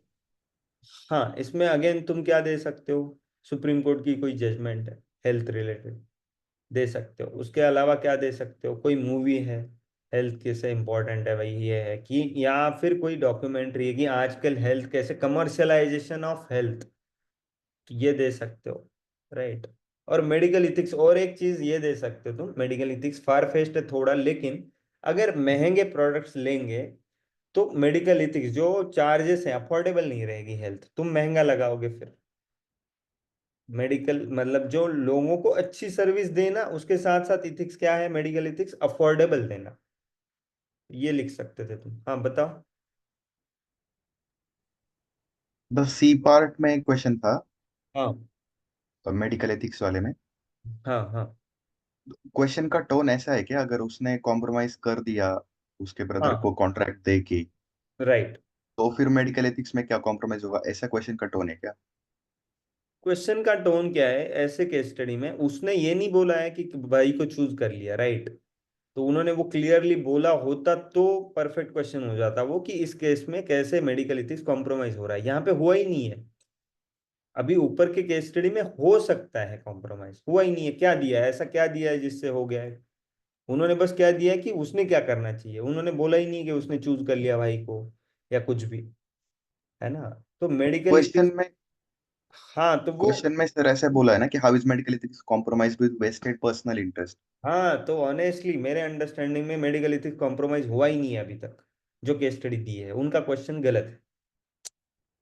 अब ठीक है, क्यों? क्योंकि बताओ कैसे हुआ है, चलो बताओ, बात करते हैं, बताओ कैसे कॉम्प्रोमाइज हुआ है। हुआ ही नहीं है। वेस्टेड पर्सनल में कौन होगा? भाई की बात होगी। वेस्टेड पर्सनल तो बहुत क्लियर है, एक ही दिया है ना भाई का, कहाँ चूज किया हाँ, उसको? तो कहाँ कॉम्प्रोमाइज हुआ? सिंपल। अभी तो कॉम्प्रोमाइज नहीं हुआ भैया, पर क्वेश्चन ऐसा दिया है कि हाँ, हमने मानना चाहिए ना कि उसने चूज किया यस और फिर क्या यस यस हुआ यस ऐसे। यस, हाँ सही है सही है।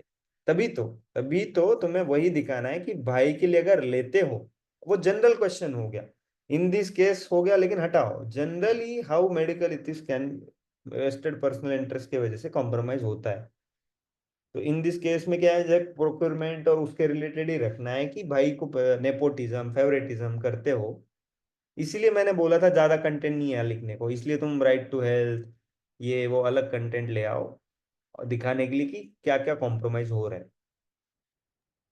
ठीक है। सही है भैया, समझ गया। Yes, exactly. अब तुमने गुड, अब ये क्या है, practicality on the spot deal करना है। अभी तुम्हें दिख रहा है यार कॉम्प्रोमाइज ही नहीं हुआ फॉर एग्जाम्पल, या हुआ है तो भी अभी लिखे क्या? लिखने के लिए बहुत सिंपल है। यहाँ दिक्कत यही आती है कि क्या करना है, कोर्स ऑफ एक्शन क्या करना है भाई, बस सही बंदे को चुनना है, मेरिट, बस खत्म। अभी क्या लिखे, 3 पेज, राइट? तो तुम्हें एक दो पॉइंट की पूरी केस स्टडी बनानी, समझ रहे हो? तुम्हें एक दो पॉइंट आंसर भी लिख सकते हो, वन लाइनर, कि कुछ नहीं भाई अच्छा करेंगे, है ना, सही जो है उसको उठाएंगे, उसको सिलेक्ट करेंगे। बट तुम्हें इसका ही एक अच्छा सा डिटेल्ड आंसर क्रिएट करना है। तो तब क्या आता है, कंसल्ट सीनियर्स। अब ये है कोर्स ऑफ एक्शन का पार्ट, समझ रहे हो? And clear parameters, independent selection panel या कुछ, या फिर डिस्क्लोजर, या फिर ऑफर टू रिक्यूज, है ना, सीक एक्सपर्ट एडवाइस। और भी कोई एक्सपर्ट होंगे ना कि भाई कौन सा इक्विपमेंट अच्छा है वगैरह, है ना, या transparency, detailing of your actions and it's reasoning. अब जितनी डिटेलिंग होती है फिर ना कोई तुम्हें ये नहीं कर पाता, तुम रीजन दे रहे हो, डिटेलिंग दे रहे हो, मैंने ये किया इस वजह से किया, ये किया इस वजह से किया, है ना, फिर कोई ब्लेम नहीं कर पाएगा वगैरह। तो ऐसे तुम्हें करके वो बड़ा करना है। लीगल कंसल्ट नहीं, लीगल कंसल्टेशन की जरूरत नहीं है, क्योंकि ये प्राइवेट है, इसमें कुछ गलत नहीं हो रहा है।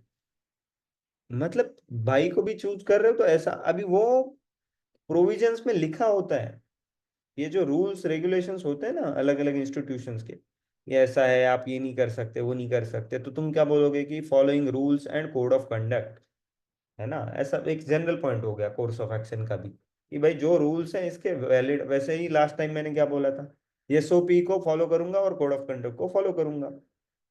अब उसमें दिया ही होगा ये, 100% रहता है। कहीं पे भी जब भी तुम्हें कॉन्ट्रैक्ट देना है, तुम्हें क्या लगता है नहीं होगा ऐसे? होता है। अब रियलिटी में एग्जैक्टली उसके अपोजिट होता है, लेकिन इसी वजह से तो वो मेंशन है रूल्स में, हर जगह 100% मेंशन होता है कि आप मेरिट पे चूज करोगे, फेवर नहीं करोगे किसी को, इम्पार्शियल फ्री एंड फेयर, ऐसे वगैरह।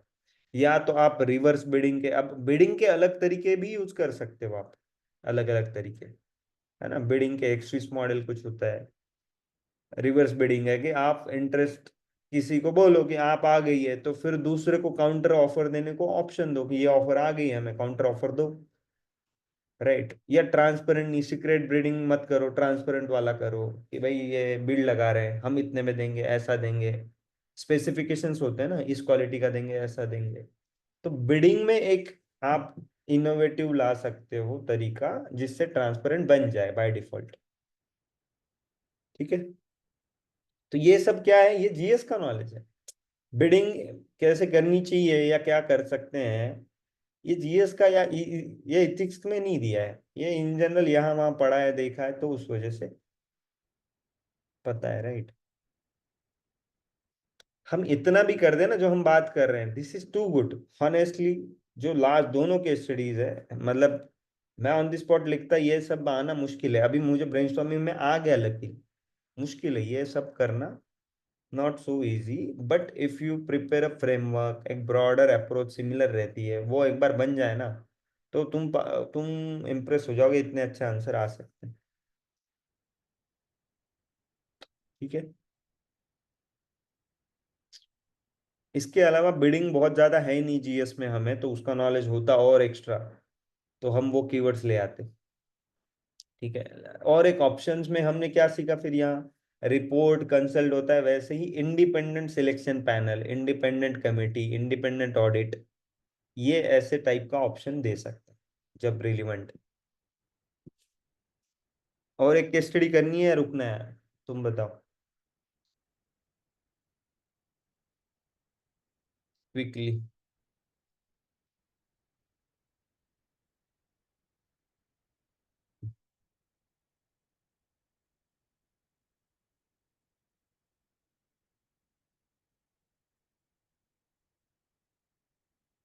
1 सेकंड बस। अब देखो, हम इस इथिकल प्रॉब्लम को सॉल्व करने के लिए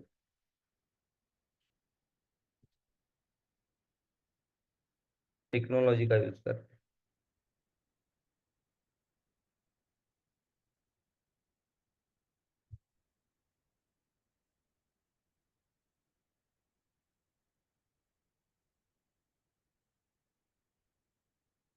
अभी पोल दिख रहे,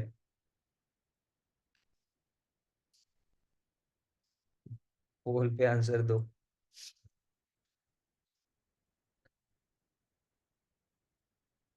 हाँ ठीक है।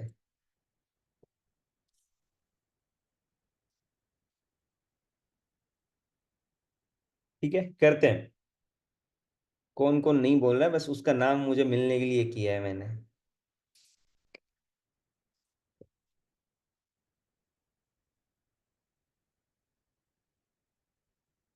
हाँ, ये फर्स्ट केस स्टडी है, मतलब इस पेपर की। टॉपर्स कॉपी देखने का एक अलग अलग टाइम करेंगे। टॉपर कॉपी देखो, एक ऑप्शन है कोई रैंडमली उठाऊंगा मैं, या तो तुम भेज दो किसी की एनालाइज तुम्हें करवानी है, एक दो भेज दो तो कंपेयर भी करेंगे हम फिर। तो तुम्हारे पास ऑप्शन है, अगर तुम कुछ नहीं भेजोगे तो मैं उठा लूंगा किसी की फिर। अगेन अब देखो, ये थोड़ी बड़ी केस स्टडी है, तो मैं जो बोल रहा हूँ ना, ज्यादा क्वेश्चन बड़ी केस स्टडी, 15 मिनट है, तो इसलिए आइडियल आंसर कुछ नहीं होता है, speed of reading and understanding बहुत क्रिटिकल है।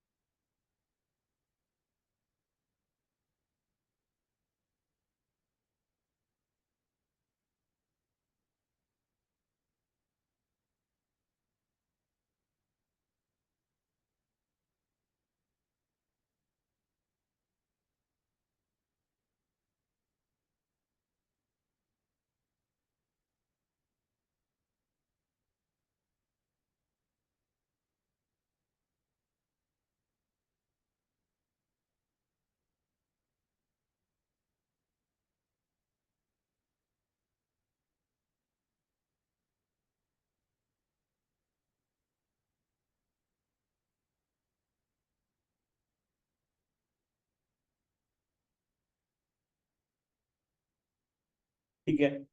अब देखो, एआई का फर्स्ट क्वेश्चन आया है इस साल का, 2024 का। ठीक है, 10 मार्कर, और एआई की केस स्टडी है। एआई का नहीं है डायरेक्टली, बट हाँ एआई का रेफरेंस लेके आई है। तो जो भी प्रैक्टिकल प्रॉब्लम्स है या जो करंट ट्रेंडिंग टॉपिक्स होंगे ना, उन पे क्वेश्चंस आएंगे 10 मार्कर, उन पे केस स्टडीज आएंगी। और क्वेश्चन तुम देखो तो क्लाइमेट चेंज और उसके भी 10, उसका भी एक 10 मार्कर आया है क्वेश्चन।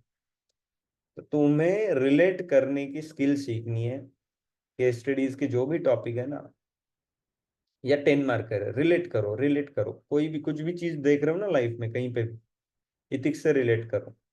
है ना, और बहुत एक लेवल के बाद इजी हो जाएगा वो, फिर क्विक हो जाएगा तुम्हारा। और वही उनको चाहिए कि इथिक्स बाय डिफॉल्ट निकल रही है तुमसे। तुम्हें ये सोचने नहीं पड़ रहा है क्या करें, क्या कोर्स ऑफ एक्शन लें, क्या। ऑब्वियसली थोड़ा सेल्फ रिफ्लेक्शन, थोड़ा टाइम देना पड़ेगा, लेकिन तुम सही चीज कर पा रहे हो उससे। ठीक है। आई होप तुमने पढ़ लिया है, तो एक बार देखते हैं क्या है। There is a technological company named ABC which is second largest world wide. ठीक है, तो ये फर्स्ट फैक्टर है जो अच्छा है, situated in the third world. Third world में फिर क्या, यू आर चीफ टेक्नोलॉजिकल, नहीं, you are chief executive officer and majority share holder of this company. अब ये आ गया personal interest, majority share holder, right. फिर क्या है कि the fast technological improvements have raised worries among environmental activists, regulatory authorities. तो किस किस के कंसर्न्स है भाई, कि एनवायरमेंटल एक्टिविस्ट हैं, regulatory authorities and general public और the sustainability of this scenario. You confront substantial issues about business environmental footprint। यहाँ क्या बोला है कि लोगों के कंसर्न्स है, तो तुम लोगों के कंसर्न को क्या करने रहता है जनरली, एड्रेस करने का काम है। तुम ऑफिसर हो, प्रोटेस्टर है, उनके कंसर्न को एड्रेस करने की कोशिश करो, है ना। कोई प्रोजेक्ट आ रहा है, उनको नहीं नहीं ये प्रोजेक्ट नहीं चाहिए हमें, तो उनके कंसर्न को एड्रेस करो। कहीं पे भी उनके वैलिड कंसर्न्स को एड्रेस करना, ये अप्रोच रहनी चाहिए। तो क्या, in short, you are being transparent and accountable about the actions that you are taking. In 2023, your organization had a significant increase of 48% in greenhouse gas emissions compared to levels recorded in 2019। तो तुम्हारे level से 50%, 1.5 गुना level आ गई है तुम्हारी, लेकिन तुम्हारे level से। The significant rise in energy consumption is mainly due to surging energy requirements of your data centers fueled by exponential expansion of AI. AI-powered services need much more computational resources and electrical energy compared to conventional online activities। तो AI के वजह से हो रहा है। ठीक है। Notwithstanding their notable gains, तो गेन्स बहुत है, लेकिन उसके वजह से जो कंप्यूटेशनल पावर वो सब चाहिए, उसके वजह से बहुत ज्यादा ये हो रहा है, क्या हो रहा है, एनवायरमेंटल फुटप्रिंट है, एनर्जी कंजम्पशन बहुत हो रहा है। Technologies proliferation has led to growing concern over environmental repercussions resulting in increase in warnings।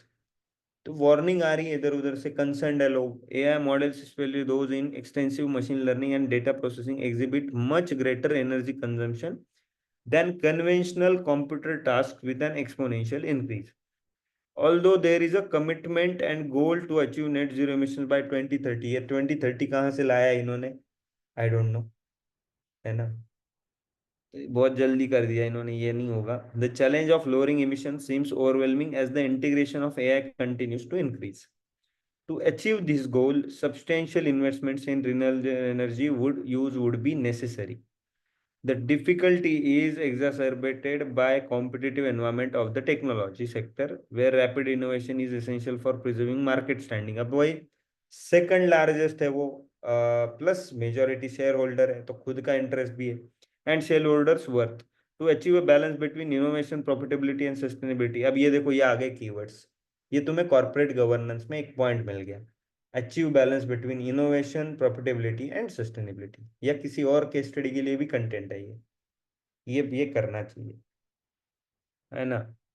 तो strategic move is necessary that is in line with both business objectives and ethical. अब ये again, ये हो गया कंक्लूजन, कि strategic moves या appropriate moves are needed in line with business objectives as well as ethical obligations. तो ये intro, conclusion, body part बीच बीच में कहीं ये यूज हो सकता है, तो केस स्टडी की ये अच्छा ही है, बहुत कुछ कंटेंट तुम्हें मिलेगा उससे, है ना। ठीक है, क्लियर है। अभी दिक्कत क्या है जो केस स्टडी समझ में आई है, कि एनवायरमेंटल फुटप्रिंट बहुत ज्यादा है, फर्स्ट। सेकंड दिक्कत है, लोगों को दिक्कत है इससे, लोग कंसर्न रेज कर रहे हैं वगैरह, राइट। अब थर्ड है कि तुम्हारी मार्केट स्टैंडिंग और वो प्रॉफिट और वो कॉम्पिटिटिवनेस वगैरह, ये तीन दिक्कतें हैं, राइट। इसके अलावा कोई है दिक्कत,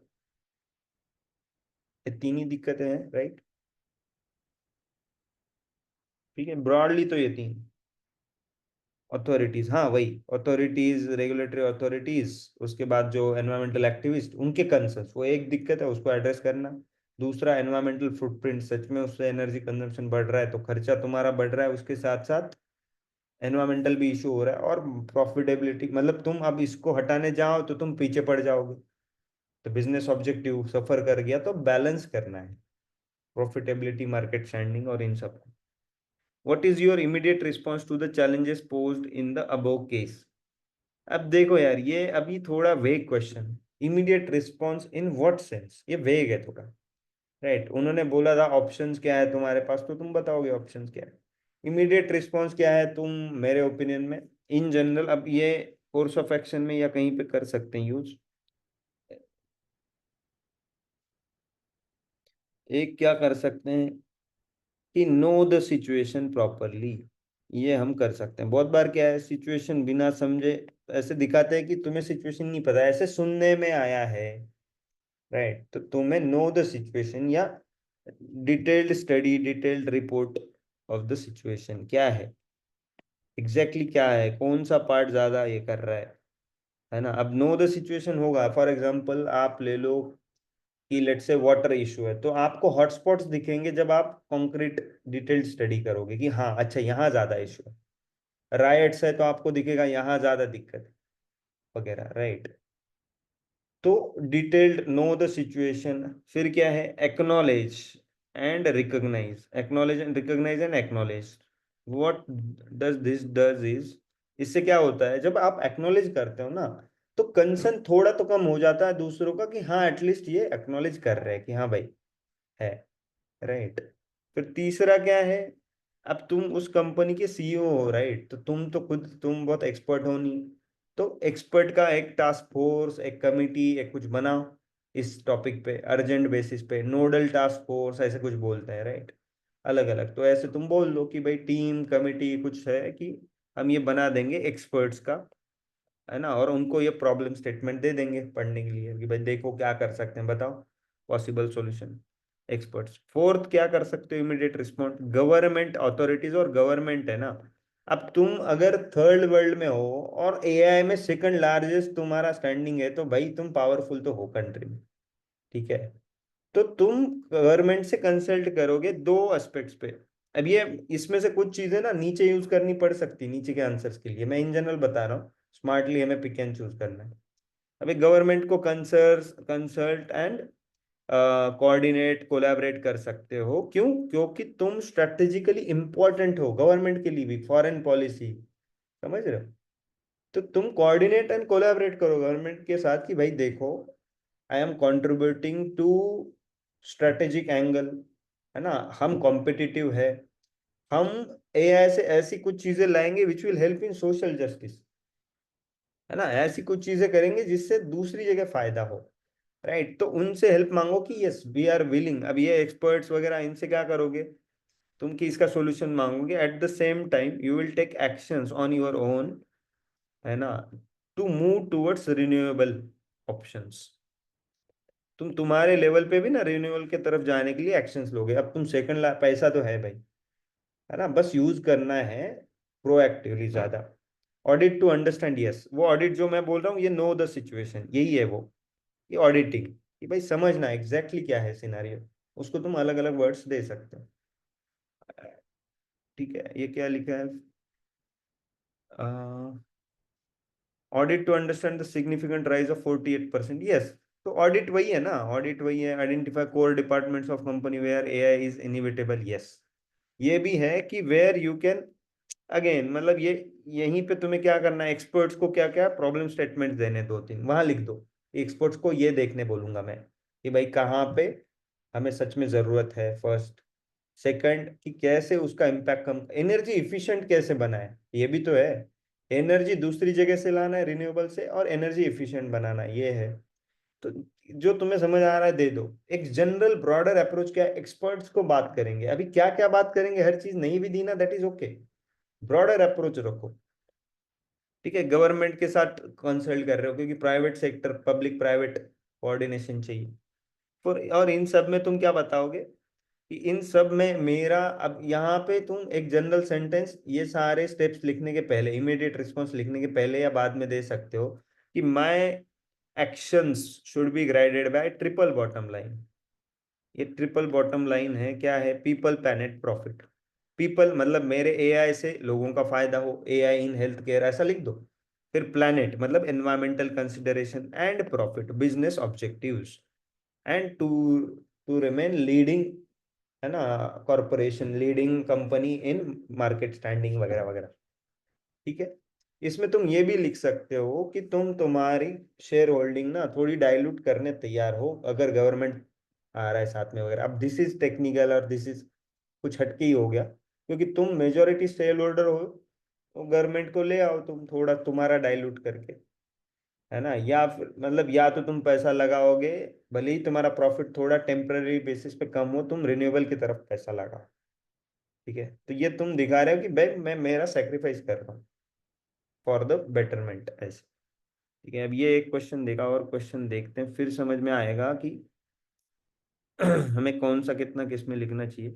इमीडिएट रिस्पॉन्स में क्या है, इन शॉर्ट, कि इमीडिएटली तुम इसको क्या करोगे, तो हाँ भाई एक्नॉलेज करेंगे, अच्छा।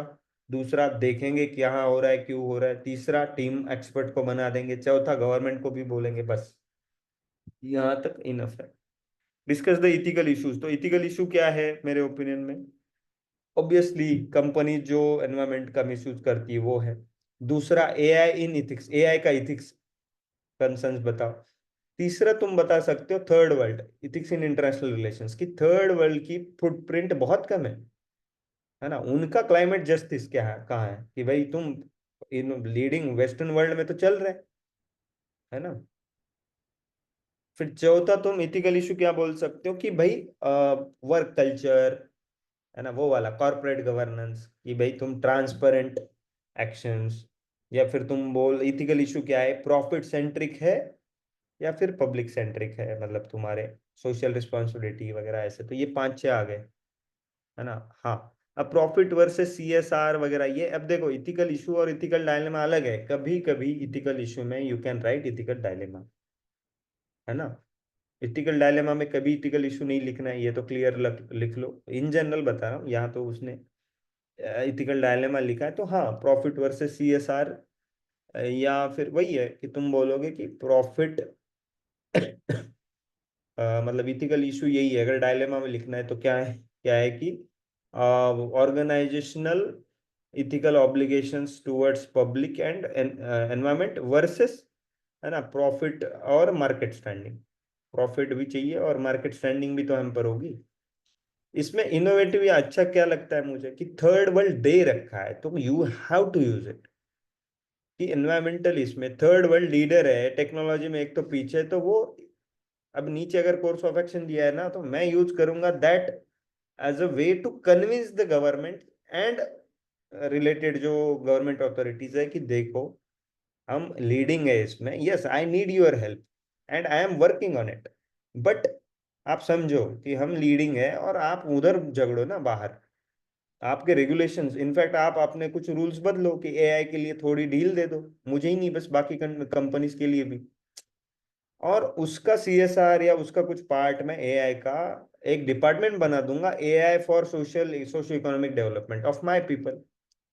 तो ऐसे ये करके तुम्हें जस्टिफाई करना है। थर्ड वर्ल्ड मेरे ओपिनियन में बढ़िया है, वो है ना कि रिस्पॉन्सिबिलिटी, वो कौन सा है, वो एक्रोनिम है,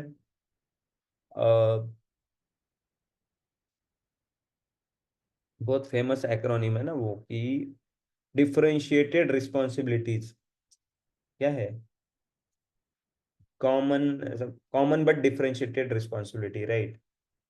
तो वो वाला, तो वो लिखना है तुम्हें कि हाँ भाई ये है। उसके अलावा मैं क्या करूंगा, कार्बन ऑफसेट, ये सॉल्यूशंस हो गए आगे। इथिकल इश्यूज क्लियर है, पांच छह अलग अलग एंगल से ले लो, कंट्री के एंगल से ले लिया, एनवायरमेंट के एंगल से ले लिया, कंपनी का क्या प्रॉफिट वाला होता है वो ले लिया। उसके अलावा क्या लिया है, हाँ पर्सनल इंटरेस्ट ले लिया उसका, ये भी इथिकल इशू है ना। तो ये सब ऐसे पांच छह ले लिए जो मैंने बताए। उस फिर क्या दिया, your company has been identified to be penalise by technological giants. अब ये अगेन मैंने ये समझा टेक्नोलॉजिकल जायंट्स मतलब क्या है, ऊपर तो कुछ मेंशन नहीं किया है ना इसका, इसका क्या अंडरस्टैंडिंग है? What logical and ethical arguments will you put forth to convince about its necessity. मैंने एक आर्गुमेंट तो दिया थर्ड वर्ल्ड और वो लीडर और वो सब, राइट। इथिकल आर्गुमेंट क्या दिया कि हाँ भाई, कन्विंस अबाउट इट्स नेसेसिटी, किस चीज का कन्विंस कराना है? Your company has been identified to be penalized by technological giant, इसका मीनिंग समझाना मुझे, सॉरी, क्योंकि टेक्नोलॉजिकल जायंट्स मतलब क्या है, कौन पिनलाइज कर रहा है, ये क्लियर नहीं है। उसका मीनिंग कुछ समझ नहीं आ रहा भैया, मतलब वो कंपनी खुद ही टेक्नोलॉजिकल एक जायंट दी हुई है केस स्टडी में, फिर भी। ठीक है, हम हिंदी में देखते हैं क्या दिया है, हिंदी का है क्या? हिंदी का है क्या इसमें? हिंदी का नहीं दिख रहा। अभी ये केस स्टडीज हिंदी में नहीं की है क्या स्कैन इन्होंने? एक सेकंड, मैं हिंदी का देख रहा हूँ ऑनलाइन। हिंदी का नहीं मिल रहा। मेरे पास है भैया, हिंदी का पढ़ू क्या? हाँ, पढ़ना। वो क्वेश्चन पढ़ता हूँ। आपकी कंपनी को तकनीकी दिग्गजों द्वारा दंडित किए जाने के लिए चिन्हित किया गया है। इसकी आवश्यकता को समझाने के लिए आप क्या तार्किक और नैतिक तर्क देंगे? इन शॉर्ट देखो, मैंने मीनिंग क्या लिया इसका, अब देख मैं, देखो मैं बात कर रहा हूँ इसलिए कि मीनिंग समझ नहीं आ रहा है, लेकिन एग्जाम में मैं चुप थोड़ी बैठूंगा, मैं मीनिंग लूंगा और लिखूंगा, राइट। तो मैं एग्जाम में ये मीनिंग लेता लेता कि आपको पेनलाइजेशन के इसमें आपका नाम है, तो आप क्या क्या आर्गुमेंट्स दोगे कि जो आप कर रहे हो, या उसकी कन्विंस कराने के लिए कि हाँ उसकी नेसेसिटी क्या है, राइट। ये आर्गुमेंट मैं देता कि जो भी एक्शंस आप ले रहे हो उसका लॉजिकल और इथिकली कैसे आप जस्टिफाई करोगे। तो इथिकली कैसे करोगे कि भाई लोगों के सोशियो इकोनॉमिक डेवलपमेंट का एक पॉइंट ले लो। दूसरा तुम ले लो लॉजिकली क्या है कि हाँ वो third world strategic foreign policy में भी बेनिफिट होगा वगैरह, है ना। तीसरा तुम दे दो लॉजिकल आर्ग्यूमेंट कि भाई उतना हुआ ही नहीं है इमिशन हमारा जितना हमारा हक है, हुआ ही नहीं है, राइट। तो पर कैपिटा वाला एंगल दे सकते हो। प्रोएक्टिव स्टेप्स एंड पेनलाइजिंग में डिमोरलाइज अदर कंपनीज, यस, ये बहुत अच्छा आर्गुमेंट है, सेटिंग अ ब्रैड प्रेसिडेंट। ये याद रखो, ऐसे leading by example, setting brad president, ऐसी चीजें अगेन ये तुम्हारे आर्गुमेंट में आएंगी। ऑप्शंस लिख दिया, उसके बीच में तुम्हें जब मेरिट डिमेरिट लिखना होता है ना, या जस्टिफिकेशन देनी होती है, तब ये आएगा। तो यहाँ कन्विंस करना है, तुम क्या बोलोगे यार, आप क्या कर रहे हो, आप डिस इंसेंटिवाइज कर रहे हो, मुझे भी कर रहे हो और दूसरे कंपनी जो अपकमिंग है, ऐसे। तो ये अच्छा है कि companies taking proactive steps and penalizing में डिमोरलाइज अदर कंपनीज, तो हम कुछ अच्छा करना चाह रहे हैं, हम और दूसरी कंपनीज डिमोरलाइज हो जाएंगी। अच्छा, अच्छा है, बहुत अच्छा है ये। तो ये अब जनरिक कुछ आप कैसे परसुएड करते हो, राइट, ये परसुएशन वाला है, परसुएशन कैसे लाते हो आप, है ना। लॉजिकल एंड इथिकल, इथिकल में कॉमन गुड, यूटिलिटेरियनिज्म, और आप बोल दोगे ट्रिपल बॉटम लाइन हम फॉलो करेंगे। हम एक्शन आर्गुमेंट कैसे दोगे कि हाँ हम एक्नॉलेज करके उस पर एक्शन ले रहे हैं, हम चेंज कर रहे हैं, राइट। उसके साथ साथ आप एक्स्ट्रा इमिशन या एक्स्ट्रा एनर्जी कंजम्पशन का भी एक्सपेक्ट करोगे कि एआई अलग है। जनरल जो अभी तक रूल्स बने हैं वो किस बेसिस पे बने, और कंप्यूटर वगैरह बेसिक चीजों को लगती है कम एनर्जी, तो आप रूल्स बदलो, वो भी आर्गुमेंट दोगे आप कि आउटडेटेड है हमारे रूल्स, तो नेचुरली ये रूल्स वायलेट करेंगे हम या ब्रीच करेंगे कंपनीज। तो ऐसे ऐसे अलग अलग आर्गुमेंट दे सकते हैं। बीइंग कॉन्शियस, अब ये आर्गुमेंट्स दे दिए तुमने, उसके साथ साथ आप एक आर्गुमेंट क्या होगा कि मैं मेजर्स ले रहा हूँ to maintain balance between AI innovation and environmental footprint, जो नीचे दिया है। तो उन्होंने पूछा बताओ क्या मेजर्स लोगे।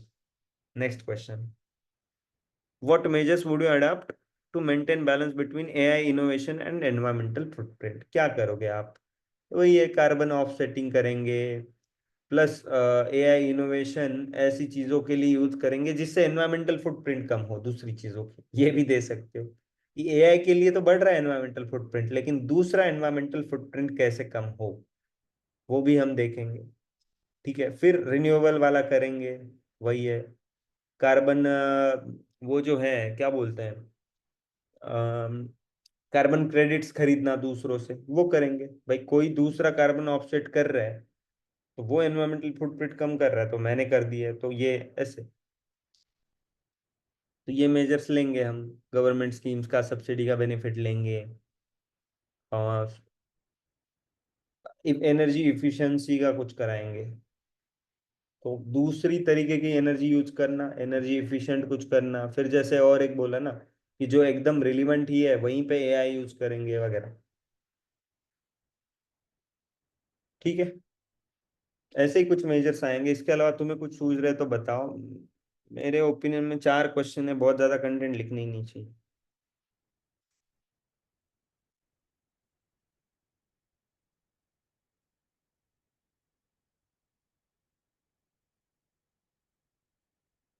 कोई डाउट्स है इसमें, या कोई सजेशन है?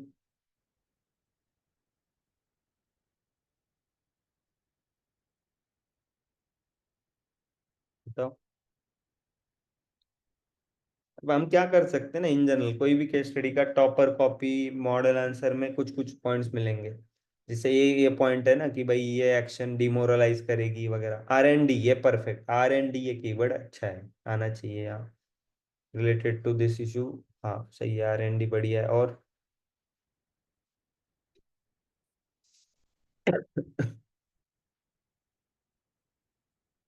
यस, R&D बहुत अच्छा है। इवन तुम फिर सीख help of leading technological institutes, जो CSIR है इंडिया में जैसे, या राइट, अलग अलग इंस्टीट्यूट्स है ना ये, जहाँ साइंटिस्ट होते हैं, उनकी सीख करो हेल्प।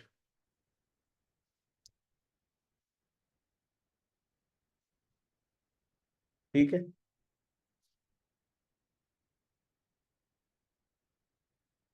आई थिंक काफी है अभी, अनलेस तुम्हारा कोई डाउट है इस केस स्टडी का या इन जनरल, अदरवाइज रुक सकते हैं। बताओ अभी।